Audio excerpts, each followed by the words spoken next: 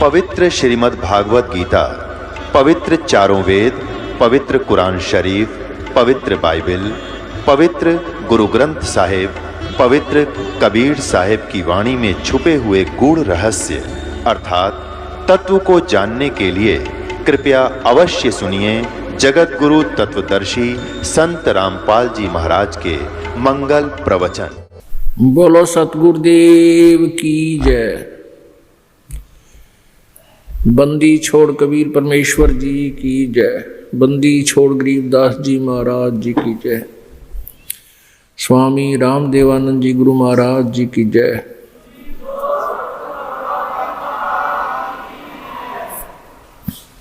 सर्व संतों की जय, सर्व भक्तों की जय, धर्मी पुरुषों की जय, श्री काशी धाम की जय, श्री छुडानी धाम की जय, श्री करौथा धाम की जय, श्री बरवाला धाम की जय। सत साहिब ग्रीव नमो नमो सतपुरुष को नमस्कार गुरु की नहीं। सुर नर मुनि जन साधुओं संतों सर्वस्ती नहीं। सतगुरु साहेब संत सब डंडो तुम प्रणाम। आगे पीछे मध्य हुए तिनको जा कुर्बान। नराकार निर्विषम काल जाल वै भंजनम निर्लेपम निज निर्गुणम अकल अनुबेशुंदनम। सोहम सुरति समाप्तम सकल समाना नीरतलय। उज्ज्वल हीरंबर हरदमम बेपरवा अथाह वार पार नहीं मज्जतम।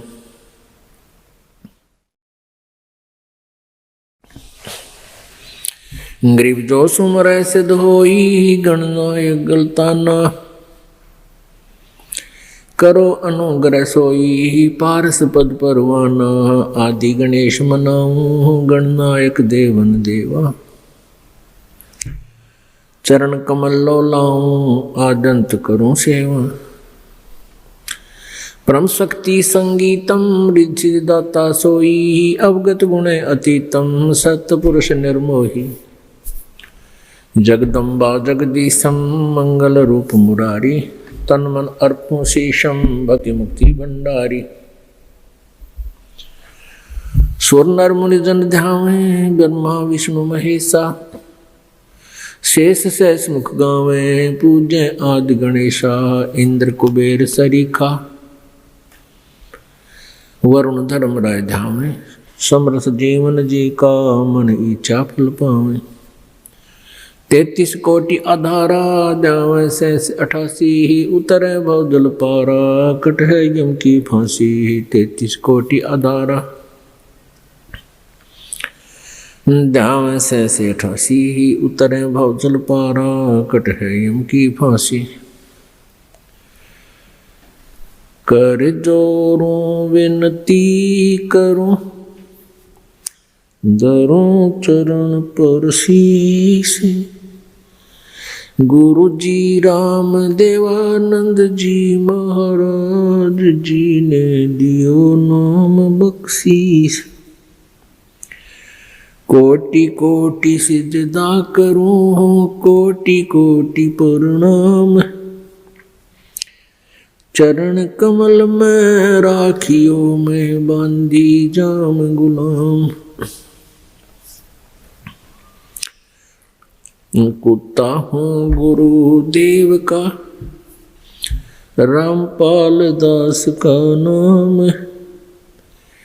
गले प्रेम की जेवड़ी आँखें चुवा जाऊं। तो करो तो बावड़ू दूर दूर करो तो जाऊं। जो राखो तो ही रहूं जो देवो सुख।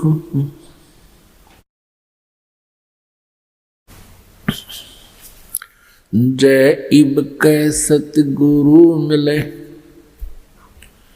सब दुख आँखों रोए। चरणों ऊपर शीस धरूं कहूँ जो कहनी हो। कबीर गुरु जी मिलेंगे, पूछेंगे कुशलात, आदि अंत की सब कहूँ अपने दिल की बात। गुरु जी तुम ना भूलियो, चाहे लाख लोग मिल जाएं, हमसे तुमको बहुत है, तुमसे हमको नहीं। कबीर तुमरे विसारे क्या बने, मैं किसकी शरण में जाऊं। शिव ब्रंच मुनि नारदा, तिनके हृदय न समाऊं। अवगुण किए तो बहुत किए, करत न मनी हारे, बावे बंदा बख्श दियो, बावे गर्दन उतार। अवगुण मेरे बाप जी, बख्शो गरीब निवाजे, जो मैं पूत कपूत हूँ, बहुर पिता को लाज। कबीर मैं अपराधी जन्म का, नक्सिक बरे विकार, तुम दाता दुख भंजना, मेरी करो संभार। परम पिता परमात्मा पूर्ण ब्रह्म, सारी सृष्टि के रचनहार कुलदेव, कुल के मालिक कबीर देव कबीर साहिब जी की असीम कृपा से आप जी सत्संग में पहुंच पाए। बहुत ही पुण्यभागी प्राणियों को यह सत्संग सुनने को प्राप्त होता है। सकल पदार्थ हैं जगमाही, कर्महीन नर पावत नाही। सभी इस संसार के अंदर परमात्मा समय समय पर प्रकट रहते हैं, या अपने कोई संत विशेष को अपनी शक्ति पावर दे करके इस धरातल पर भेजते रहते हैं, ताकि संत की प्रेजेंस इस पृथ्वी पर रहेगी तो जनता कुछ हाहाकार से बचेगी। संत ना होते पृथ्वी पर तो जल मरता संसार। पुण्यात्माओं, मात पिता मिल जाएंगे 184 माँ, और सतगुरु सेवा और ये भक्ति भाई फिर मिलन की ना। जिस भी प्राणी के शरीर में, आप जिस भी पशु पक्षी के शरीर में जन्म प्राप्त करोगे, जो भक्तिहीन प्राणी हैं वो, तो वहाँ माता पिता भी होंगे, उनमें ममता भी ज्यों की त्यों होगी। जैसे कुत्ते बने तो कुतिया माता पिता हमें मिल जाएंगे, गधे बने तो वहाँ माता पिता होंगे, और ऐसी ही ममता होगी, ऐसा ही प्रेम एक दूसरे में होगा। तो पुण्यात्माओं, परमात्मा यही बताना चाहते हैं कबीर देव जी कि तुम संसारिक क्रियाओं को इतना महत्व देते हो कि सत्संग में भी नहीं पहुंच पाते हो। तो परमात्मा यही बताते हैं कि ये माता पिता, ये परिवार प्रत्येक प्राणी के शरीर में आपको उपलब्ध हो जाएगा, लेकिन सत्संग नहीं मिलेगा, सतगुरु नहीं मिलेंगे उन अन्य प्राणियों के शरीरों में। तो मानव शरीर के अंदर जो प्राणी भक्ति नहीं करता है, वो अपने जीवन को व्यर्थ कर रहा है। परमेश्वर की वाणी में है कि मानुष जन्म पाए कहे, जो नहीं रटे हरि नाम, जैसे कुआं जल बिना बनवाया क्या काम। अपने आत्माओं, परमात्मा हमें बार बार आकर के यही समझाना चाहते हैं कि तुम मनुष्य जीवन प्राप्त करके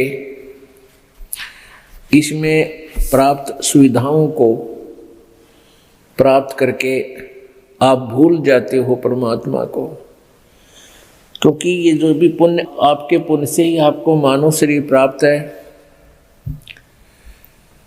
और आप ही की मलाई है पिछले जन्म की, पुण्य संस्कार हैं, उनको आप बर्बाद कर रहे हो।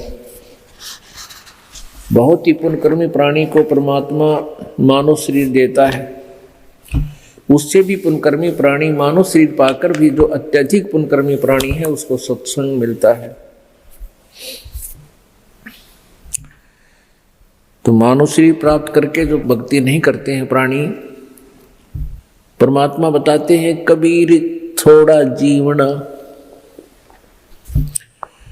कबीर थोड़ा जीवना ये मंडे बहुत मंडाने,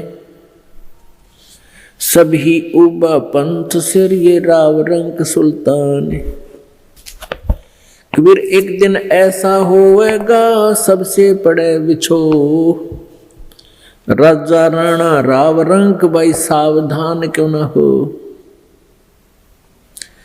उजड़ खेड़े ठेकरी ये गड़गड़ गए कुमारे, रावण जैसे चले गए वो लंका के सरदार।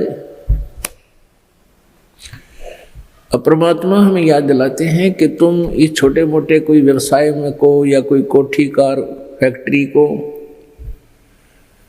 प्राप्त करके परमात्मा से दूर हो जाते हो, उसके लिए बताते हैं कि कबीर जीना थोड़ा, बहुत ही कम समय है ये, और आपके जो इरादे हैं वो बहुत लंबे चौड़े, आपकी कल्पनाएं बहुत लंबी चौड़ी, ये कर दूंगा वो कर दूंगा, और एक पल का भरोसा नहीं, कब यहां से शरीर छूट जाए, जीव चला जाए। कबीर थोड़ा जीवना ये मंडे बहुत मंडाने, दूर तक के पता नहीं क्या क्या सोच बना रखी है, कल्पना कर रखी है, ये कर दूंगा वो कर दूंगा, और कहते हैं सभी चल रहे हैं यहां से, सभी का एक दिन प्रतिदिन कम हो रहा है। हम कितने नशे में हैं। कबीर ये माया अटपटी, कबीर ये माया अटपटी, सब घट आण अड़ी, किस किस को समझाऊं या कुएं भांग पड़ी। इस काल भगवान ने ये त्रिगुणमयी माया, रजगुण ब्रह्मा, सतगुण विष्णु, तमगुण शिव जी के द्वारा ये आप जी को यहाँ उलझा रखा है, इस माया जाल में फंसा रखा है। ब्रह्मा जी के रजोगुण माया के आधार से आप जी संतानों उत्पत्ति करते हो, यहाँ के ठाठ बाट की चाह करते हो, और विष्णु जी के सतोगुण की माया के प्रभाव से आप जी यहाँ एक दूसरे में ममता मोह के माध्यम से जुड़े हुए हो, जकड़े हुए हो। तो पर आप जी के हमारे ऊपर इतना जबरदस्त दबाव है कि हमें कुछ भी दूर तक का सूझता नहीं, हमें होश नहीं है। इस त्रिगुणमयी माया की भांग का नशा हमारे ऊपर इतना प्रभावित है कि हमें अपनी मौत दिखाई नहीं देती। परमात्मा याद दिलाते हैं जैसे कोली रेजा बुने और बुनते आवे ओड़े, ऐसे लेखा तेरे जीवन का कुछ दौड़ सके तो दौड़े। जिस प्रकार पहले आजकल तो फैक्ट्रियां बन गई, ये मशीन ऐसी आ गई जो कपड़े फटाफट बुन देती हैं। पहले हाथ से कपड़ा बुना करते थे, लंबे लंबे धागे बांध लिया करते थे, उसको खड्डी बोलते थे, और पतला सा धागा होता है, उस धागे को उन धागों में से हाथ से निकाला करते थे, मैनुअली हैंडल करके एक हाथ से ऐसे एक नली सी होती थी, उसके अंदर से निकाल देते, एक एक धागा ऊपर नीचे करके, फिर दूसरा धागा ऐसे लाते थे, फिर ऐसे लाते थे, फिर ऐसे लाते थे। और इतने पतला धागा होता है और इतना लंबा उसका थान बोलते थे। एक बहुत लंबा थान लगभग 50-60 फुट का वो तैयार हो जाता है। यानी उस पतले से धागे से बार बार ऐसे चलने से वो अंत आ जाता है, वो कब थान इतना लंबा पूरा हो जाता है, उसका एंड हो जाता है। इसी प्रकार आप जी का जो जीवन है, ये प्रतिदिन एक धागा आपका इसमें प्रवेश हो रहा है, और एक दिन वो भी आएगा जिस दिन आपके जीवन का उत्थान कंप्लीट होगा। कहते हैं हम प्रतिदिन एक कदम अपने मौत रूपी अजगर की तरफ बढ़ रहे हैं, और वो हमें खाएगा और हमें डर नहीं। तो ऐसी हालत नशे वाले प्राणी की होती है, वो चाहे शेर के जा चिपके और वो सांप भी पकड़ ले, क्योंकि उसमें नशा, उसको पता ही नहीं तू कर क्या रहा। तो इस नशे को कैसे हटाया जाएगा? ये सत्संग रूपी एंटीबायोटिक कैप्सूल खा के, फिर इनसे आपका जो त्रिगुणमयी माया के द्वारा प्रभाव आपके ऊपर हुआ है वो खत्म हो जाएगा, वो नाम मात्र सा रह जाएगा, और धीरे धीरे आप अपने भविष्य की चिंता करने लगोगे। मौत बिसारी बावले अचरज किया कोने, तन माटी में मिल जाएगा जो आटे में लौने। परमात्मा कहते हैं तो मौत भूल गया, तने कितना बड़ा आश्चर्य कर रखा है। एक बार यक्ष ने युधिष्ठिर जी से प्रश्न किया था कि इस संसार में सबसे बड़ा आश्चर्य क्या है? युधिष्ठिर जी ने उत्तर दिया था कि सबसे बड़ा आश्चर्य ये है कि प्रतिदिन हम अन्य व्यक्तियों को मरते हुए देखते हैं और अपने नंबर की चिंता कती नहीं। यहां भगवान बंदी छोड़ कबीर साहिब जी कहते हैं कि मौत बेसारी बावड़े तन अचरज किया कौन, और ये तन माटी में मिल जाएगा जो आटे में लौण। आपका कितना सुंदर शरीर, जिसके लिए आप इस मानव शरीर को स्वस्थ रखने के लिए, इसके प्रोटेक्शन के लिए, इसको जीवित रखने के लिए हम सारा जीवन लगा देते हैं। यदि कोई व्यक्ति भयंकर रोग से ग्रस्त हो जाता है और उसके इलाज पर 1 लाख 2 लाख 3 रुपये लगने हों तो वो पैसे भी लगा देगा। अपनी कोई जमीन जायदाद भी बेचनी है उसको भी बेच देगा, क्योंकि ये इतना प्रिय है। और ये इस प्रिय शरीर से यदि तूने परमात्मा की भक्ति नहीं की, परमात्मा कहते हैं कबीर जी, आप जी ने यदि भक्ति नहीं की, परमात्मा की साधना नहीं की, तो आप जी का ये शरीर, इसका नामो निशान नहीं मिलेगा। ये ऐसे मिल जाएगा पृथ्वी में जैसे आटे में नमक, दृष्टिगोचर नहीं होता। एक दिन ऐसा होएगा सबसे पड़े बिछो, राजा नैना रंग सब सावधान क्यों न हो। एक दिन ऐसा होगा आप जी को यहाँ सबको छोड़कर जाना पड़ेगा। ना आपका बेटा साथ चले, ना बेटी साथ चले, ना कार साथ चले, ना कोठी साथ चले। एक दिन ऐसा होगा सबसे पड़े बिछो। इसलिए परमात्मा कहते हैं राजा राणा रंग सब सावधान क्यों ना हो, यानी सावधान हो, सतर्क हो, डरो परमात्मा से और उस मौत से आने वाले उस दिन को याद रखो। फिर बुराई नहीं कर सकते आप पाप नहीं कर सकते, आप भगवान की भक्ति को नागा नहीं कर सकते जब आपको मौत याद रहेगी। हमने सबसे पहले उसी वस्तु को भूला जो सदा याद रखनी चाहिए थी। कौन कौन सी? एक तो परमात्मा और दूसरे मृत्यु। उज्जड़ खेड़े ठीकरी ये गड़गड़ गए कुमारे, वो रावण श्रीखे चले गए वही लंका के सरदार। आप देखते हो जगह जगह कोई नगर उजड़ गया, उसको खेड़ा बोलते हैं। जो कोई गांव कहते हैं, गांव खराब गर्क हो गया था तो वहाँ छोटी छोटी ईंटें, बर्तन फूटे हुए मिट्टी के, उनके ठीकरे वो नजर आते हैं। तो परमात्मा याद दिलाते हैं कि ये उजड़ खेड़े ठीकरी, और वह भी आपकी तरह ठाठ से रहा करते थे, भगवान भूल गए थे। और गड़गड़ गए कुमार, रावण जैसे चले गए वो लंका के सरदार, आपकी तो औकात क्या है। ऊंचा दिखे धौलहरा ये मंडी चिति पोले, एक हरि के नाम बिना ये जम्मा रहेगा रोल।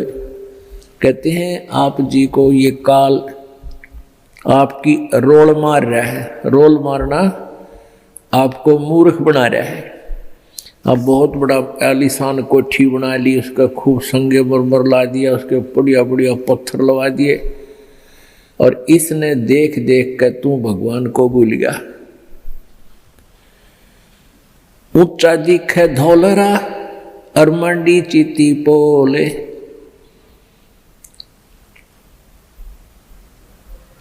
एक हरि के नाम बिना ये जम्मा रहे रोल। ये तेरी रोल मार रहा है, तुझे मूर्ख बना रहा है काल कि कितनी अच्छी कोठी है मेरे पास, ऐसी को कार है, मेरे इतने पुत्र हैं, इतनी पुत्रियां हैं, वो ऐसे ऐसे बढ़िया सेट हो रहे हैं, और फिर नो प्रॉब्लम, या प्रॉब्लम आगे बहुत बड़ी होगी जो आज भगवान नहीं बज रहे। गधा बनेगा प्रॉब्लम प्रॉब्लम, कुत्ता बन गया प्रॉब्लम प्रॉब्लम। तो उनका समाधान अब ही हो सकता है पूर्ण परमात्मा की सत्य भक्ति से और पूर्ण सतगुरु की शरण में आने से।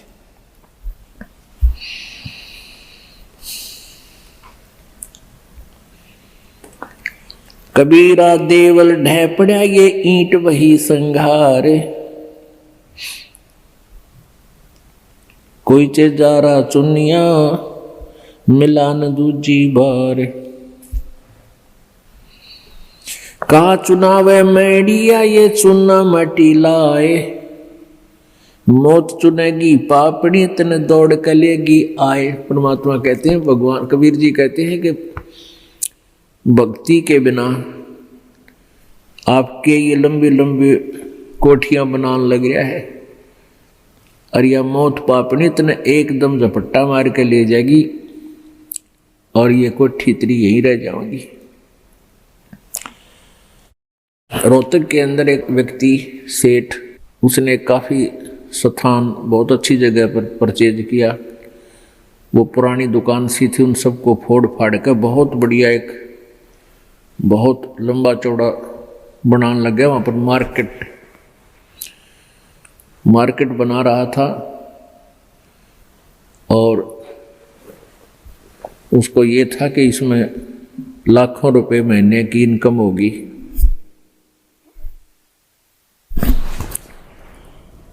अब वो मार्केट तो बनी भी नहीं थी, वहाँ जो वर्कर काम करे थे उनको पेमेंट की,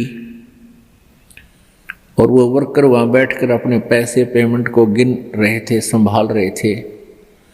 और वहीं पर गर्मियों के दिन थे, उस सेठ ने वहीं पर नहाने के लिए एक पट नीचे ईंट सी बिछा रखी थी, और ठंडा पानी की वहाँ व्यवस्था थी। तराई के लिए नहाने लग गया।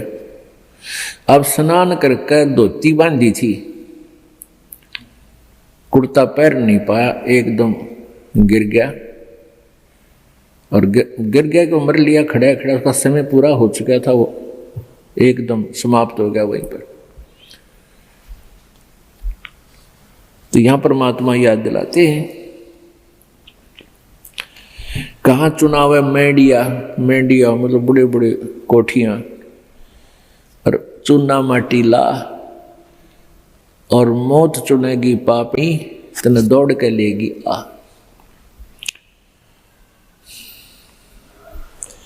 कहा चुनाव मैडिया ये लंबी भीत उसार, घर तो 3.5 हाथ भाई घना तो 4.25। परमात्मा कहते हैं कि क्यों लंबी लंबी कोठियां, एक कोठी में 6 कमरे, फिर डबल सटोरी, फिर ट्रिपल सटोरी।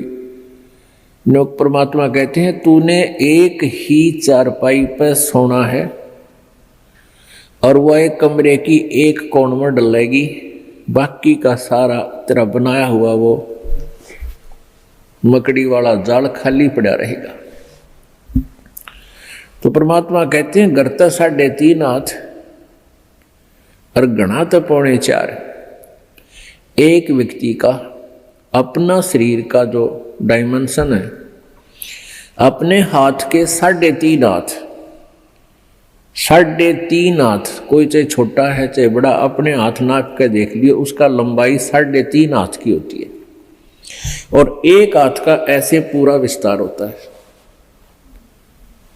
कहते हैं घर तो 3.5 हाथ, यानी इतनी जगह चाहिए तेरे को, तेरा शरीर आ जाए उसमें। और घना तो 4.25, यानी घना कर 3 इंच फालतू और बना ले। कहने का भाव यो है कि मिनिमम प्रत्येक चीज को मिनिमाइज कर दो और फिर देख सुख परमात्मा का, आनंद देख मालिक का। जिस कोठी बंगले के बनाने के लिए ना जाने कितने 2 नंबर के काम कराए, या कर्जा वर्जा लेकर कोठी बनावा दुनिया में लोग दिखावा करने के लिए, फिर वो कर्जे वाले पीछे पीछे आप लुकता फिरे, सो झूठ बोला, आज कोई ना कह दे करके बाहर जा रहा है। वो दिन की चैन रात की नींद दोनों गई। तो इस प्रकार हमने समाज लोग को नहीं देखना है, हमने अपने मालिक के ज्ञान को ही आधार बना के अपना जीवन सुचारू करना है। कबीर 5 तत्व का पुतला मानुष दरिया नाम, 4 दिना के कारण ये फिर रोक ठाम। अब क्या बताते हैं, ये 5 तत्व की बना हुआ ये मिट्टी का शरीर, इसका मानुष दर दिया नाम और 4 दिना का जीवन है। पता नहीं कहाँ कहाँ पर कोठी बनाता है, गुड़गांव में एक प्लाट ले लिया, हिसार में एक बड़ा बड़ा मकान ले लिया, जींद में अर्बन स्टेट में कोठी ले ली। परमात्मा कहे 2 दिन का जीना है और पता नहीं कित कित स्थान रोक के बैठा है। मेरे पास फिर भूत बनकर सैर सपट्टे करेगा, कदे उसको ठीक है देखने जा कदे उसने, और घर वाले के एक कर मृत्यु होते ही उसको तो लेकर जाएंगे शमशान घाट पर शरीर को, और पीछे तो पहले काठ की देल होया करती, चौखट नीचे काठ की, उसमें कील गाड़ दिया करते, जंतर मंतर करके कदे फिर ना जा उल्टा यो भूत है। और वो सारा जीवन खो दे उस कोठी बनाने में, उसको वापस प्रवेश निषेध। देखे बुंडी बन रही हमारे साथ, क्योंकि हमें ज्ञान नहीं मिला, हमें तत्वदर्शी संत नहीं मिले जो यहां से हृदय हटा दे। कबीर कहाँ गर्बिया ये ऊंचा देख आवाज से, काल पड़े जमी लेटना तेरा ऊपर जम घास से। परमात्मा कहते हैं कि अभिमान कर रहा है, कि गर्व कर रहा है तू इस ऊंचे मकान और कोठी का, कल को तेरी मृत्यु हो जाएगी और फूक देंगे तेरे को शमशान घाट पर, और उस मिट्टी पर घास जमेगा, गधे फिरेंगे, कुछ डांगर अंडा करेंगे तेरी माटी के ऊपर के। पुण्यात्मा हम भगवान से दूर हो गए, कारण क्या है कि हमें ज्ञान नहीं मिला। बच्चे को बचपन में जो शिक्षा चाहिए थी वो शिक्षा नहीं मिलती। जो बच्चे स्कूल में शिक्षा ग्रहण करने जाते हैं उनको अक्षर ज्ञान अवश्य चाहिए, लेकिन उसके बाद अक्षर ज्ञान के बाद जो शिक्षा चाहिए वो आध्यात्मिक ज्यादा चाहिए। एक शिष्टाचार अत्यधिक पढ़ाना चाहिए। बुराइयों से डरने के लिए बहुत सी कथाओं का हमारे पाठ्यक्रम में, बच्चों के पाठ्यक्रम में समावेश होना चाहिए, और नहीं है। पुण्यात्माओं, आप किसी भी व्यक्ति को वर्तमान में कितनी ही अच्छी आत्मा है वो, ज्ञान के अभाव से उसको आप कहिएगा कि आओ सत्संग में चलते हैं, तो वो कहता है कि अभी समय नहीं है, फिर देखेंगे, कभी ना कभी अवश्य चलेंगे। अच्छी आत्मा तो इतना कह के टाल मटोल कर देता है, बात वही है। और दूसरे को आप कहोगे कि आओ सत्संग में चलते हैं, वो कहेगा भाई समय नहीं है हमारे पास। और ये क्या सत्संग का टाइम है? ये सत्संग की उम्र थोड़ी है, सत्संग तो बुढ़ापे में सुनाएंगे फिर भक्ति करेंगे, ये कोई भक्ति का समय थोड़ा। पुण्यात्मा, ये अटकल अपनी आप लगाई हुई है, परमात्मा का विधान ऐसा नहीं है।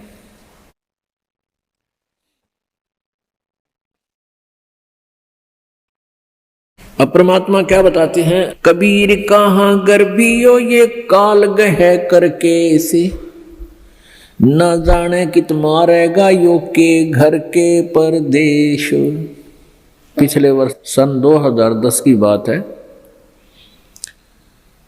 यहाँ इसार का एक डॉक्टर, बहुत सुप्रसिद्ध डॉक्टर आँखों का, और बहुत पैसा उसके पास, अपने पुत्र का एडमिशन कराने के लिए गाड़ी में जा रहा था, पुत्र, उसकी पत्नी और वो स्वयं।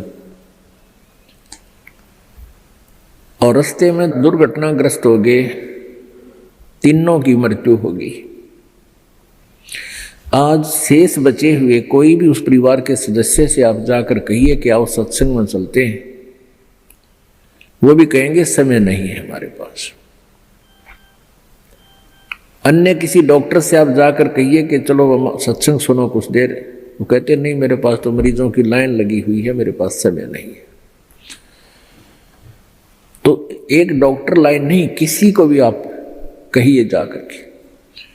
पुण्यात्माओं, इसका कारण क्या है कि हमें अध्यात्म ज्ञान बिल्कुल नहीं, आध्यात्मिक ज्ञान के बिना हमें डर नहीं हो सकता, चिंता नहीं बनती, और जब तक हमें परमेश्वर की महिमा का ज्ञान नहीं होगा तो हमें रुचि नहीं बनती। अब हमारे को जो ज्ञान दिया गया बचपन में, यही दिया गया कि उसके लड़के ने कोठी बना ली, वो डॉक्टर लगा हुआ था, प्राइवेट क्लिनिक है, 2 कोठी बना दी, कार ले ली। अब जितने भी बच्चे डॉक्टरी कर रहे हैं, ट्रेनिंग कर रहे हैं, उनका मूल उद्देश्य, टारगेट यही हो जाता है, मैं कोठी बनाऊं और कार लूं।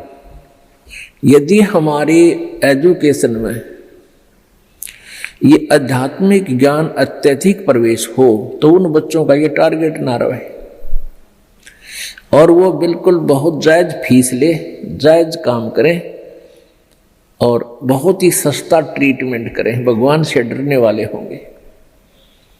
अब तो रोगी मर गया, ट्रीटमेंट के अंतर्गत अपना हिसाब बना कर देंगे, हमारा पूरा हिसाब दे दो, पैसे दे दो, ये एडवांस जमा करा लेते। बात ये नहीं है कि पैसे ना लो, पैसे तो उनके लगे हैं, देने भी चाहिए, लेने भी चाहिए, लेकिन 1 के 20 नहीं लेने चाहिए, 1 के 100 नहीं लेने चाहिए। और वो 1 रुपए की चार्ज के 100 लेते हैं, और फिर कहाँ ले जाते हैं? यहीं छोड़ जाते हैं। परमात्मा कहते हैं इस माया के कारण फिरा देश प्रदेश। अभी पीछे समाचार पत्र में आया हुआ था, हरियाणा अंबाला का रहने वाला एक लड़का इटली गया हुआ था, वहाँ से वापस आया, क्योंकि वहाँ यहाँ की बजाय, हिंदुस्तान की बजाय वहाँ अधिक पे मिलती है, तनख्वाह मिलती है, रोजगार के लिए वहाँ गए, अच्छा पैसा लेकर आते हैं वहाँ से। तो फिर वो अपने परिवार को लेकर के गाड़ी में, उसका अपना परिवार 3 सदस्य, एक पुत्र, 2 हुए, और एक भाई की पत्नी और उस भाई का बच्चा, वो 5 जावे थे पीर पूजन, पीर की पूजा करने। और उस पेपर में लिखा, समाचार पत्र में लिखा हुआ था कि वो एकदम इतनी ऊंचाई से गुजर रहे थे कि वहाँ से गाड़ी पलट गई और 50 फुट नीचे तालाब में गिर गई, वो 5 मर गए। पुण्यात्मा, हम भूल जाते हैं कि ये घटना उसके साथ घटेगी, हमारे साथ नहीं घटेगी। हमारे साथ तो ऐसी नहीं घटेगी तो कोई और तरह की घट जाएगी। यानी काल ने तो हमारे को यहाँ से जो उसने समय निर्धारित किया उसी दिन उठा लेना है। एक भक्त बता रहा था कि मेरे मामा का 5 लड़कियां और मेरी मामी भात न्योतन जावे थी, 3 लड़कियों की शादी इकट्ठी। भात न्योत कर वापस आवा थी, रोहतक के बस स्टैंड पर खड़ी थी। अब जिसकी 3 बेटियों की शादी, उसको किस प्रकार की चिंताएं कहाँ से विचार व्यक्त कर सोचती रहती है। बस स्टैंड पर खड़ी थी बस की इंतजार में, और एक बस बैक होकर अपने स्थान पर लग गई थी। वह थोड़ी सी टेढ़ी होगी, पीछे एक पोल खड़े थे, पुराने बस स्टैंड की बात है।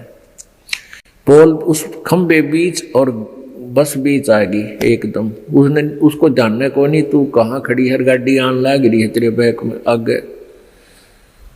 आध घंटे में वही तड़प कर मर गई। अब पुण्यात्माओं कहते हैं और बात तेरा काम नहीं आवे, संतों शरण लाग रे, और केसो व गफलत में बंदे जाग जाग न जागे। इस तन सराय में जीव मुसाफिर करता रहे दिमाग रे। इस तन रूपी शरीर में, तन रूपी सराय में ये प्राणी ना जाने के सोच उठाए रहता है, ध्यान रखता और तरह की बातों में विचार रखता है। और रात बसेरा कर ले डेरा, तू चले सवेरा त्याग रे। हमारा जो शरीर है, अब इस सराय रूपी शरीर में हम सारी एक रात काटने के लिए विराजमान हैं, और सवेरा उस समय होगा जब आपकी मृत्यु हो जाएगी, फिर सुबह हो जाएगी, फिर चलो चलो होगा यहाँ से। तो इस पूरे जीवन को एक रात्रि बताया है और मृत्यु को आपकी सवेरा बताया है। इन सब बातों को याद करके आप जी ने परमात्मा में रुचि बढ़ानी है। कबीर परमेश्वर जी यही बताने के लिए आए थे, और इस सच्चाई से परिचित होकर ही हम भगवान से डरेंगे और भक्ति करेंगे, बुराइयों से भी बचेंगे।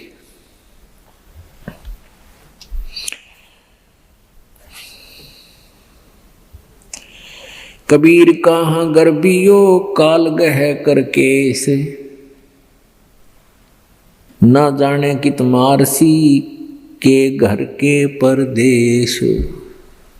यानी या तो घर में मारेगा, ना कि दोबार जा रहा होगा वहां मार देगा।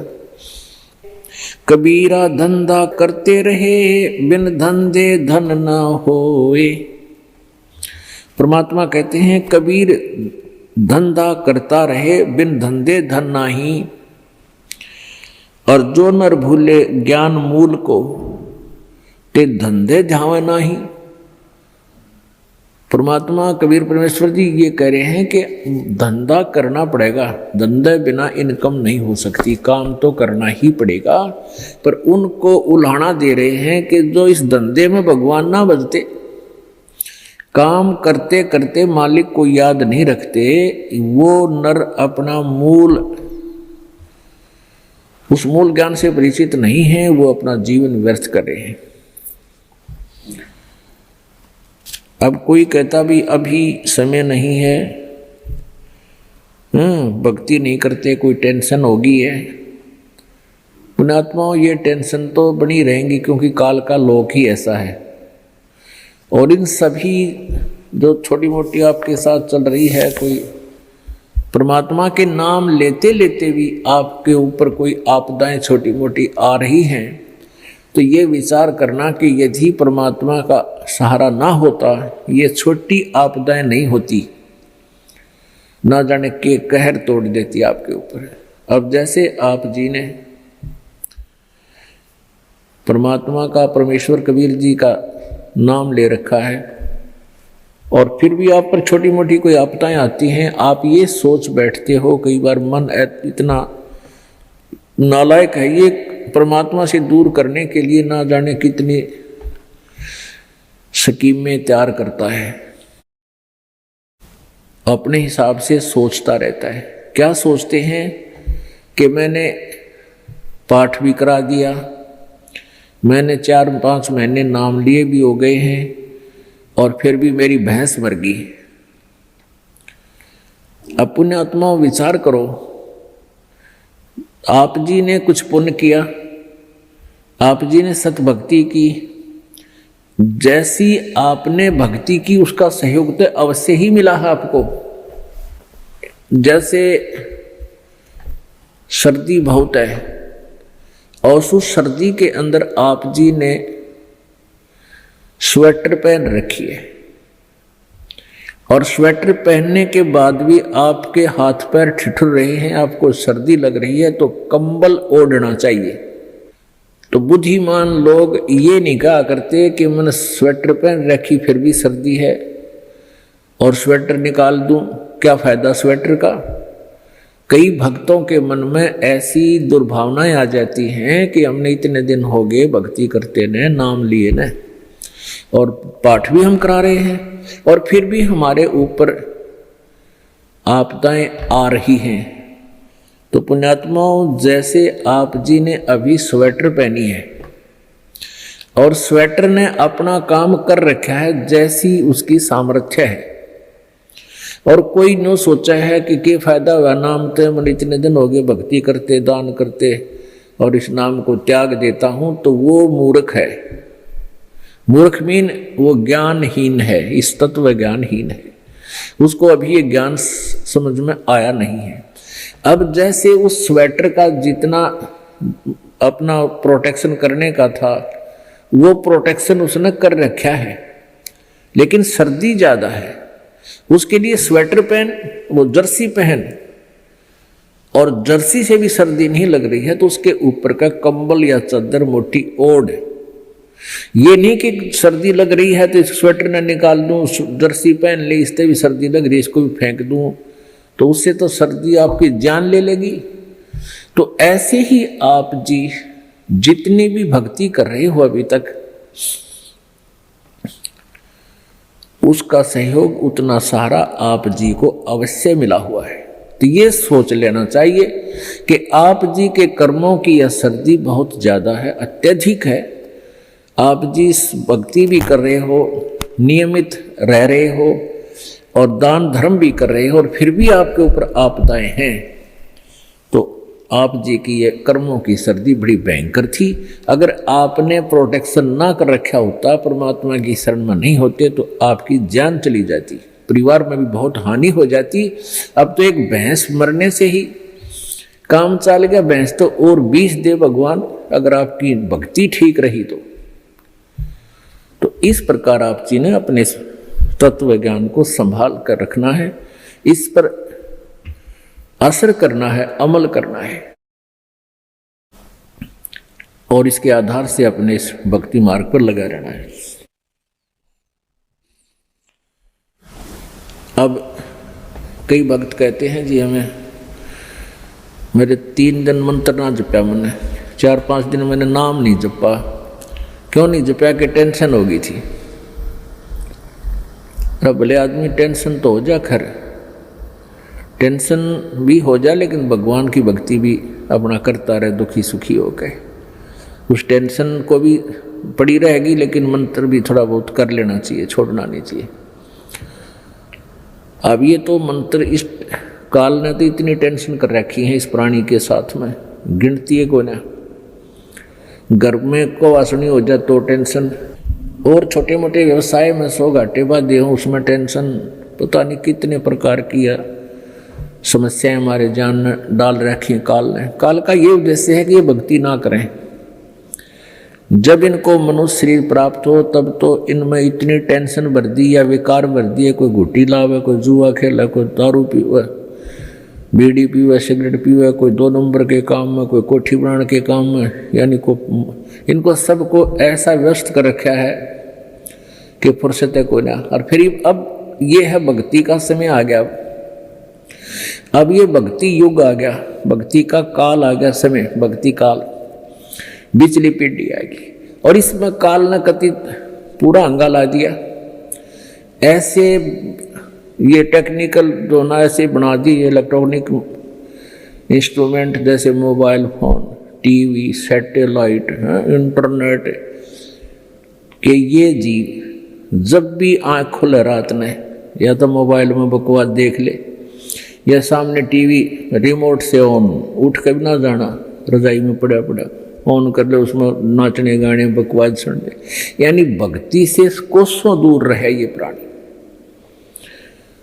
अब इसने कितना कुछ, अभी 20-30 वर्ष से आप देख रहे हो कितना कुछ ये साइंस ने तरक्की कर दी, या काल गिवन है, इस काल ने दे रखी है। और परमात्मा ने भी ये समय इसीलिए चुना था कि अब ये जो साइंस के इंस्ट्रूमेंट हैं ये हमारा काम आएंगे। एक जगह बैठे और लाखों करोड़ों जगह टीवी में परमात्मा की महिमा को घर बैठे सुन सका करोगे। हम इनमें बकवाद क्यों देखेंगे, हम भगवान देखेंगे, परमात्मा की चर्चा सुना करेंगे, तो हम इसका सदुपयोग करेंगे। तो पुण्यात्माओं, ये परमेश्वर कहते हैं जिन हर जैसा सुमरिया अर्ता को तैसा लाभ, ओसा प्यास न भाग ही जब लग दसैनी आब। जिन्होंने जैसी भी भगवान की भक्ति की है उनको उतना ही लाभ अवश्य मिलेगा। और ओस पीने से प्यास नहीं बुझती, ओस चाटने से प्यास नहीं बुझती। प्यास बुझेगी गट गट गिलास पीने पानी के गिलास पीवा जब प्यास बुझेगी। तो हम पहले क्या करते थे, दान धर्म कितना करते थे, 2 रुपये चढ़ा दिए को 5 मुश्किल थे, 10 चढ़ा दिए तो बड़े खुश होया करते थे। या 100 रुपये का प्रसाद बांट दिया हनुमान जी के मंगलवार ने, तो ये हमारी पूजाएं थी। तो ये तो हम ओस चाट रहे थे। और अब आप देख रहे हो पाठ के पाठ करवाए जा रहे हैं, भगवान के हवन के लिए जोत के पैसे, जोत का घी दान किया जा रहा है। ये गिलास के गिलास पिए जा रहे हैं और इनसे प्यास बुझेगी। कोई पाठ करवा रहा है, कोई वैसे गुप्त दान, खूब वैसे दान दे रहे हैं, तो ये गिलास के गिलास पानी के पिए जा रहे हैं, इनसे प्यास बुझेगी, इनसे आपको पूर्ण लाभ होगा। और सतभक्ति मंत्र करेंगे, आजीवन मर्यादा रहेंगे। अब ये टेंशन तो काल ने या पैदा कर रखी है कि वो भक्ति ना कर सके, लेकिन इन टेंशनों में ही आपने भक्ति करनी पड़ेगी। चाहे रो के करो, चाहे खुश होकर कर लो, दुखी होकर कर लो। मान लीजिए कोई घर का सदस्य उपदेशी नहीं था, उसकी मृत्यु होगी, दुख तो बहुत आता है, क्योंकि हमारा एक हमारे अंदर एक ऐसी व्यवस्था बन गई, हम रह नहीं सकते, रोना भी पड़ेगा, भाई खूब बुरा हाल विलाप भी करेंगे, लेकिन फिर भगवान भी फिर याद रखे परमात्मा ये क्या ले गए इतने दिन, उन बातों ने ध्यान रखे कि ये क्या लेके गया। अगर हम ये भक्ति कर रहा होता, परमात्मा इसको जीवन दान भी देता, इसकी आयु भी बढ़ा देता यदि सत भक्ति करता था। और ये लेके क्या गया, सारा जीवन बर्बाद कर गया। तो इस प्रकार इन सब विचारों को ध्यान में रख के, सब बातों को विचार करके और भजन जरूर करें। चाहे याद तो बहुत आते हैं, मृत्यु को प्राप्त हो जाते हैं जो साथी परिवारजन, लेकिन भगवान भी रो रो के मालिक ने भी याद रखे, मतलब भूला नहीं भगवान को। और भी कई प्रकार की टेंशन हो जाती है, किसी प्रकार की कई चिंताएं होती हैं, लेकिन चिंताएं तो हैं, चिंता भी नाम से ही समाप्त होंगी और परमात्मा की भक्ति तक करनी पड़ेगी, इन चिंताओं में करनी पड़ेगी। एक समय एक दरोगा जी जून के महीने में यानी गर्मी के मौसम में घोड़ी पर सवार होकर जा रहा था किसी दूसरे गांव में। रास्ते में किसान ने रहट जोड़ रखा था, रहट, हरहट। वो रहट क्या होता था कि उसमें एक पुली होती थी लोहे की, उस पुली के ऊपर के ऐसे एक चैन डाल दी जाती थी और उसको कोल्लू की तरह, एक कोल्लू आपने देखे हाथ के बैलों वाले कोल्लू, उस तरह कोल्लू की तरह बहल से चला जाता था और वो रहट का व्हील घूमता था वह पुड़ी, और उसके ऊपर चैन लगी होती थी। नीचे एक कुआं होता था, वो चैन इतनी लंबी होती थी कि कुएं के जल को छूती थी नीचे तक, और उसका बाल्टियां वेल्ड कर दी जाती थी चैन के ऊपर। और वो बैल से बैलों को चला घुमा जाता था कोल्हू की तरह, तो वो व्हील घूमता था, वो पुड़ी घूमती थी, वह चैन साथ में घूमती थी, और नीचे से पानी आकर के खेतों में डलता था, और खाली बाल्टियां वापस चली जाती थी और भरी बाल्टियां चैन के साथ ऊपर आती थी, ऐसे चलती थी। तब वो पानी खेतों में सिंचाई के काम आता था। तो किसान की घोड़ी को प्यास लगी, किसान को भी प्यास लगी। उसने देखा कि सामने रहट चल रहा है और पानी पीवेंगे, घोड़ी को भी पिलाएंगे। अब जो ही इस घोड़ी को निकट लाया वो दरोगा यानी वो SHO, तो रहट के अंदर से आवाज आया करती थी, वैसे जुगाड़ होया करते थे। वो व्हील व्याल चढ़ा रखे थे, वो चर चू करके वह काफी जोर की आवाज आती थी उससे।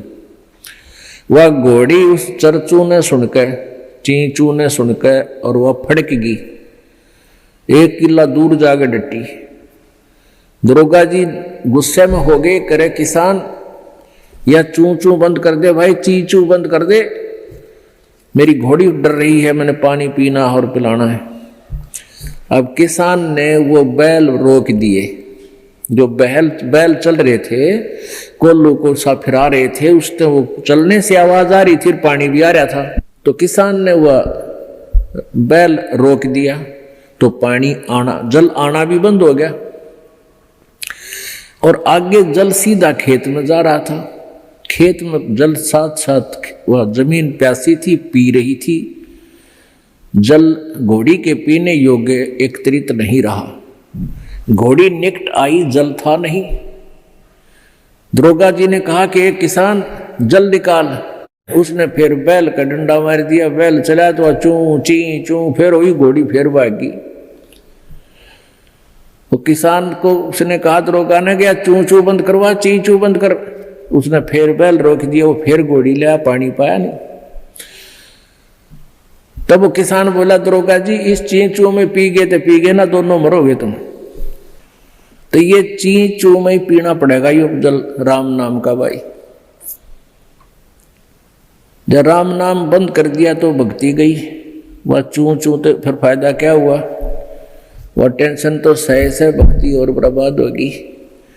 तो इस चींचू में पानी पीना पड़ेगा, जल पीना पड़ेगा भाई, हिम्मत रखो, और एक दिन परमात्मा ऐसी कृपा करेगा या चींचू भी बंद हो जाएगी, क्योंकि परमात्मा के नाम से सब दुख दूर होते हैं। कबीर 5 पहर धन दे गया और 3 पहर रया सोए, 1 पैर हरि ना भजा फिर मुक्ति कहां से होए। 8 पहर 24 घंटे को 8 पहर में, पहले 8 पहर होती थी 24 घंटे की। अब परमात्मा कहते हैं तो 1 पैर में 8, 1 पैर में 3 घंटे हो गए। तो परमात्मा कबीर जी ये बताना चाहते हैं कि 3 पैर तन धंधा करया 15 घंटे, 5 पैर तो 3 पैर तो सो गया, यानी 1 दिन रात टोटल पूरा कर दिया।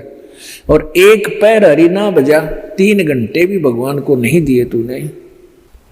5 पैर धन दे गया, 3 पैर रया सोए, 1 पैर हरि ना जप्यो मुक्ति कहां से होई। यानी टोटल 3 घंटे परमात्मा ने बता दिए कि पूरे 24 घंटे में 3 घंटे आप भगवान के भजन में अवश्य लगाओ। और उनका ये नहीं है कि स्पेशल एक जगह बैठ के लगा लो, बहुत समय होता अपने पास। जैसे आप जी कोई मजदूरी के लिए जाते हो, घर से वहां तक घंटा 1 लगे, मालिक का सिमरन करता जा। बस में बैठ कर जा रहे हो कहीं काम, बस वहां भक्ति करें, खेतों में जा रहे हो, खेतों से घर से लेकर वहां तक जो खूब भक्ति करा, अपना मंत्र ने याद रखे। और बहुत से ऐसे कार्य हैं जो काम करते करते भी हम भगवान की भक्ति कर सकते हैं। जैसे खेत में आली हल जोतता है, हमने देखे पहले ही आली में लक्ष्मी चंद की रागनी गाए जाते, हल भी जोड़े जाते। तो आप भगवान की भक्ति भी कराए, कभी आरती करने लग जाए, कभी भगवान की वाणी बोलने लग जाए, कोई फिल्मी गाने गावे है, कोई और बकवास सोच रहा है। तो इस प्रकार हमने अपना सुमन में 3 घंटे का समय निकालना चाहिए। जैसे सुबह का नित्यनेम पौना घंटा लगता है, 15 मिनट की असुर निकंदन रामायणी 1 घंटा तो हो गया। आज 35 मिनट की आरती होती है, 1.5 घंटा, बाकी 1.5 घंटा आपका सिमरन भी हो जाए ना, सिमरन आध घंटा मंत्र, 1 घंटे का श्वास का सिमरन। तो इतना भी आप कंटिन्यू कर लोगे तो भी आपका बेड़ा पार हो जाएगा। ये सत्कर मान ली, क्योंकि आप जी बहुत से पापों से बच गए, सब बुराइयां त्याग दी, भगवान से डर कर रहने लग गए। इच्छा कर मारे नहीं, बिन इच्छा मर जा, कह कबीर दास का पाप नहीं लगा। जैसे जब तक आप जी ने ये सत भक्ति नहीं ली, परमात्मा कबीर जी की साधना नहीं की करते, तो और उपासना जो करते हैं ब्रह्म तक, पर ब्रह्म तक, ब्रह्मा विष्णु महेश और दुर्गा तक, इसमें सभी जो पूजाएं करते हो उन पूजाओं का फल और जो पुण्य करते हो उन पुण्य का फल अलग से लिखा जाता है। और साथ में जो आपके द्वारा पाप होते हैं, जैसे किसान खेत में हल जोतता है, उसके विषय में बता रखा है सूक्ष्म वेद में कि 1 अलाई और 1000 कसाई बराबर पाप होता है। 1 अड़ाई होती है 30 फुट चौड़ा, 20 फुट चौड़ी और 200 फुट लंबी, किले की, एकड़ की, इतना स्थान जिसमें से हल आड़ी ऐसे एक अड़ाई बोलता था उसको ऐसे बैल को ले जाता आखिरी सिरे से और फिर उसको ऐसे जोतता था, बाया करता। तो उस टुकड़े को 1 अड़ाई बोलते हैं। इतना स्थान हल से खोदा हुआ 20 बाई 200 फुट का एक हाड़ी ने जो खेत खोद दिया हल तक, उसमें पाप, और 1000 कसाई 1 बराबर पाप होता है। क्योंकि उसमें ना जाने कितने जीव जंतुओं के पेटा में गए, फाड़ी निकाल दी, वो कुछ निकाल दी, और उसको इतना पाप होता है। अच्छा, फिर उसको पुण्य भी होता है, क्योंकि उस खेत में गेहूं बो दिए, बाजरा बो दिया और चने बो दिए, ज्वार बो दी, तो उससे ऑटोमेटिकली कुछ बीज झटका जमीन पे गिर जाता है, उसको जीव जंतु खाते हैं, तो वो उसके गुड अकाउंट में और पाप बैड अकाउंट में। ये न्यारे जैसे परमात्मा ने धर्मदास जी को बताया था, कबीर परमेश्वर जी ने, कि धर्मदास जी कह रहे थे कि हम कोई जीव हिंसा नहीं करते क्योंकि हम मांस नहीं खाते। और कबीर परमेश्वर जी एक मुसलमान की वेशभूषा में, जिंदा महात्मा की वेशभूषा में विराजमान थे। तो धर्मदास जी ने टोंट कसया था कि हम हिंदू हैं, हम मुसलमानों की तरह जीव हिंसा नहीं करते, मांस नहीं खाते, जीवों को मारते नहीं। तो परमेश्वर ने कहा था वो तो अच्छी बात है कि आप जैसे गाय बैल बकरे जो टेन नहीं मारते, लेकिन और भी पाप बहुत होते हैं आपसे। पृथ्वी ऊपर पग जो धारे, करोड़ जीव एक दिन में मारे। जो पृथ्वी पर आप कामवश जा रहे हो तो 1 करोड़ जीवों को डेली मार के विश्राम लेते हो, अपने पेट के लिए, रोजगार के लिए जो उधर जाते हो।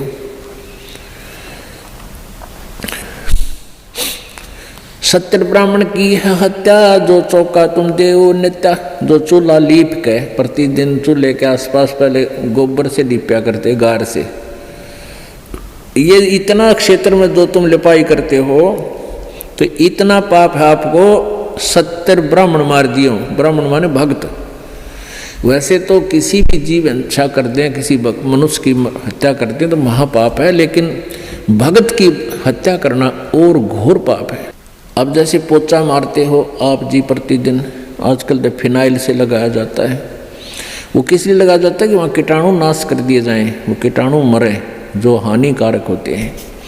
तो वो जब तक आप सतगुरु कबीर परमेश्वर जी की सत साधना पूरे संत से लेकर नहीं करते, नकली संतों से नहीं, जिनके पास ये सच्चा नाम हो जो दास देता है, तो तब तक आपके दोनों ही पुण्य और पाप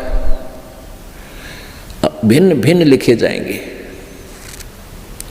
और वही आपको भोगने पड़ेंगे। फिर सारे के सारे पुण्य भी मिलेंगे। जैसे हाली का उदाहरण दिया कि उसने जो एक अलाई में इतने जीव मार दिए कि 1000 कसाईयों जितना पाप हो गया।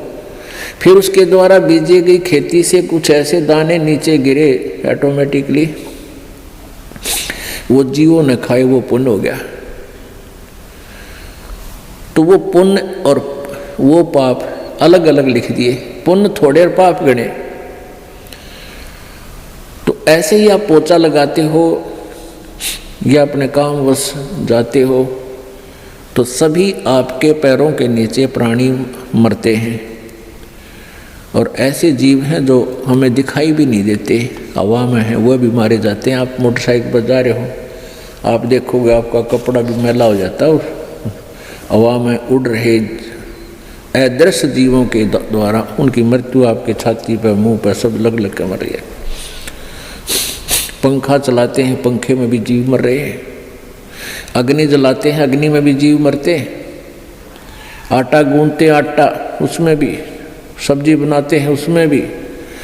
तो ये उन भक्तियों से ये समस्या हल नहीं हो सकती। परमेश्वर कबीर जी की भक्ति से आपके ऊपर क्या होगा कि ये जो पाप तो हैं लेकिन उनको करना उद्देश्य नहीं, तो वो पाप आपका नहीं लगेंगे, उनको लगेंगे जो इस दास के द्वारा बताई गई साधना नहीं कर रहे, उनको तो पूरे लगेंगे, उनके बैंक अकाउंट में लिखा ही जाएगा वो। और इससे नहीं लगेंगे। कहते इच्छा कर मारा नहीं, बिन इच्छा मर जा, कह कबीरदास का पाप नहीं लगा। इच्छा कर कैसे मारे? जैसे शिकार खेलते हैं या वैसे कोई भेंट देते हैं, कोई की तो बकरे चढ़ावे हैं, कि तो बोक चढ़ावे हैं, कि तो झोटे काट कर डाले जाते हैं मंदिरों में। या ये मुसलमान भाई ईद बकरीद मनाते समय जीव हिंसा करते हैं, ये तो है नोवेंगली जान के करते हैं, ये तो पाप लगेगा। इच्छा कर मारे नहीं, अरबन इच्छा मर जाए। ये आप चल रहे हो अपने काम के उद्देश्य के लिए, आपका मारना इच्छा नहीं है, लेकिन वो अपने आप मर रहे हैं तो मरने दे, लेकिन सावधानी अवश्य बरते। जैसे सामने आप जा रहे हो और चींटियों की लाइन है या इन मकोड़ों की, चिट्टों की जो लाइन है और वो बहुत बिखरे हुए हैं, तो उससे बचने की चेष्टा करें। और बचने की चेष्टा नहीं बच पा रहे हैं तो फिर भी थोड़ा बहुत बचाव करके उनके ऊपर से निकल जा, फिर भी कोई मरता है तो आपको दोष नहीं है। तो परमात्मा की भक्ति से क्या होगा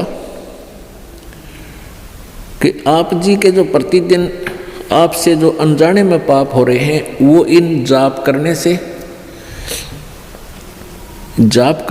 भगवान की जो भक्ति आपको दी है परमात्मा की, और प्रतिदिन जो आप नित्य वाणी बोलते हो, पढ़ते हो, सुनते हो, इनसे आपके प्रतिदिन वो पाप अनजाने में किए हुए साफ होते रहेंगे। जैसे आप कपड़ा पहनते हो, कपड़ा प्रतिदिन मैला होता है, उसको साबुन और जल से धो लेते हो तो स्वच्छ हो जाता है। ऐसे ही आप जी का जो प्रतिदिन किए हुए नित्य नेम, प्रतिदिन किए हुए मंत्र भक्ति के, ये आपके ऊपर अनजाने में हुए हुए पापों को डेली साफ कर देता है। फिर शेष रहे आपके संचित कर्म, जो पहले जन्म जन्मांतर के आपके ढेर लगे हुए, तो परमेश्वर की सत भक्ति से, सतनाम से वो सभी नष्ट हो जाएंगे, वो फूंक दिए जाएंगे, जला दिए जाएंगे, नाश कर दिए जाएंगे। ये पूर्ण परमात्मा सत्य पुरुष कबीर देव जी की भक्ति से ही वो संचित कर्म और ये वर्तमान के जो क्रियावान कर्म और प्रारब्ध के पाप कर्म ये सभी पाप कर्म परमेश्वर कबीर जी की भक्ति से नष्ट हो जाते हैं, समाप्त हो जाते हैं, नाश हो जाते हैं, खत्म हो जाते हैं। और किसी भी साधना से इनका कर्मों का नाश नहीं होता, दोनों ही भोगने पड़ते हैं। संचित भी न्यो के न्यो रहेंगे, डिपॉजिट, संचित माने डिपॉजिट, पहले के जन्म जन्मांतर के आपके बैंक भरे पड़े हैं वहाँ भगवान के दरबार में। पापों का अकाउंट और पुण्यों का अलग अलग होता है। तो इस प्रकार हमने इस परमात्मा की सत्साधना से अपना मोक्ष करवाना है। अब जैसे कर्म करेगा ऐसा ही फल देगा भगवान, तो इस विधान से तो हम कभी भी पार नहीं हो सकते। और जो ये विधान इन अज्ञानी संतों ने बना रखा है कि जो भी तेरे भाग्य में है वो तो भोगना ही पड़ेगा, इस विधान से भी हम पार नहीं हो सकते। एक इन्होंने विधान बताया है, जैसे देवी भागवत में आप जी ने पढ़ा था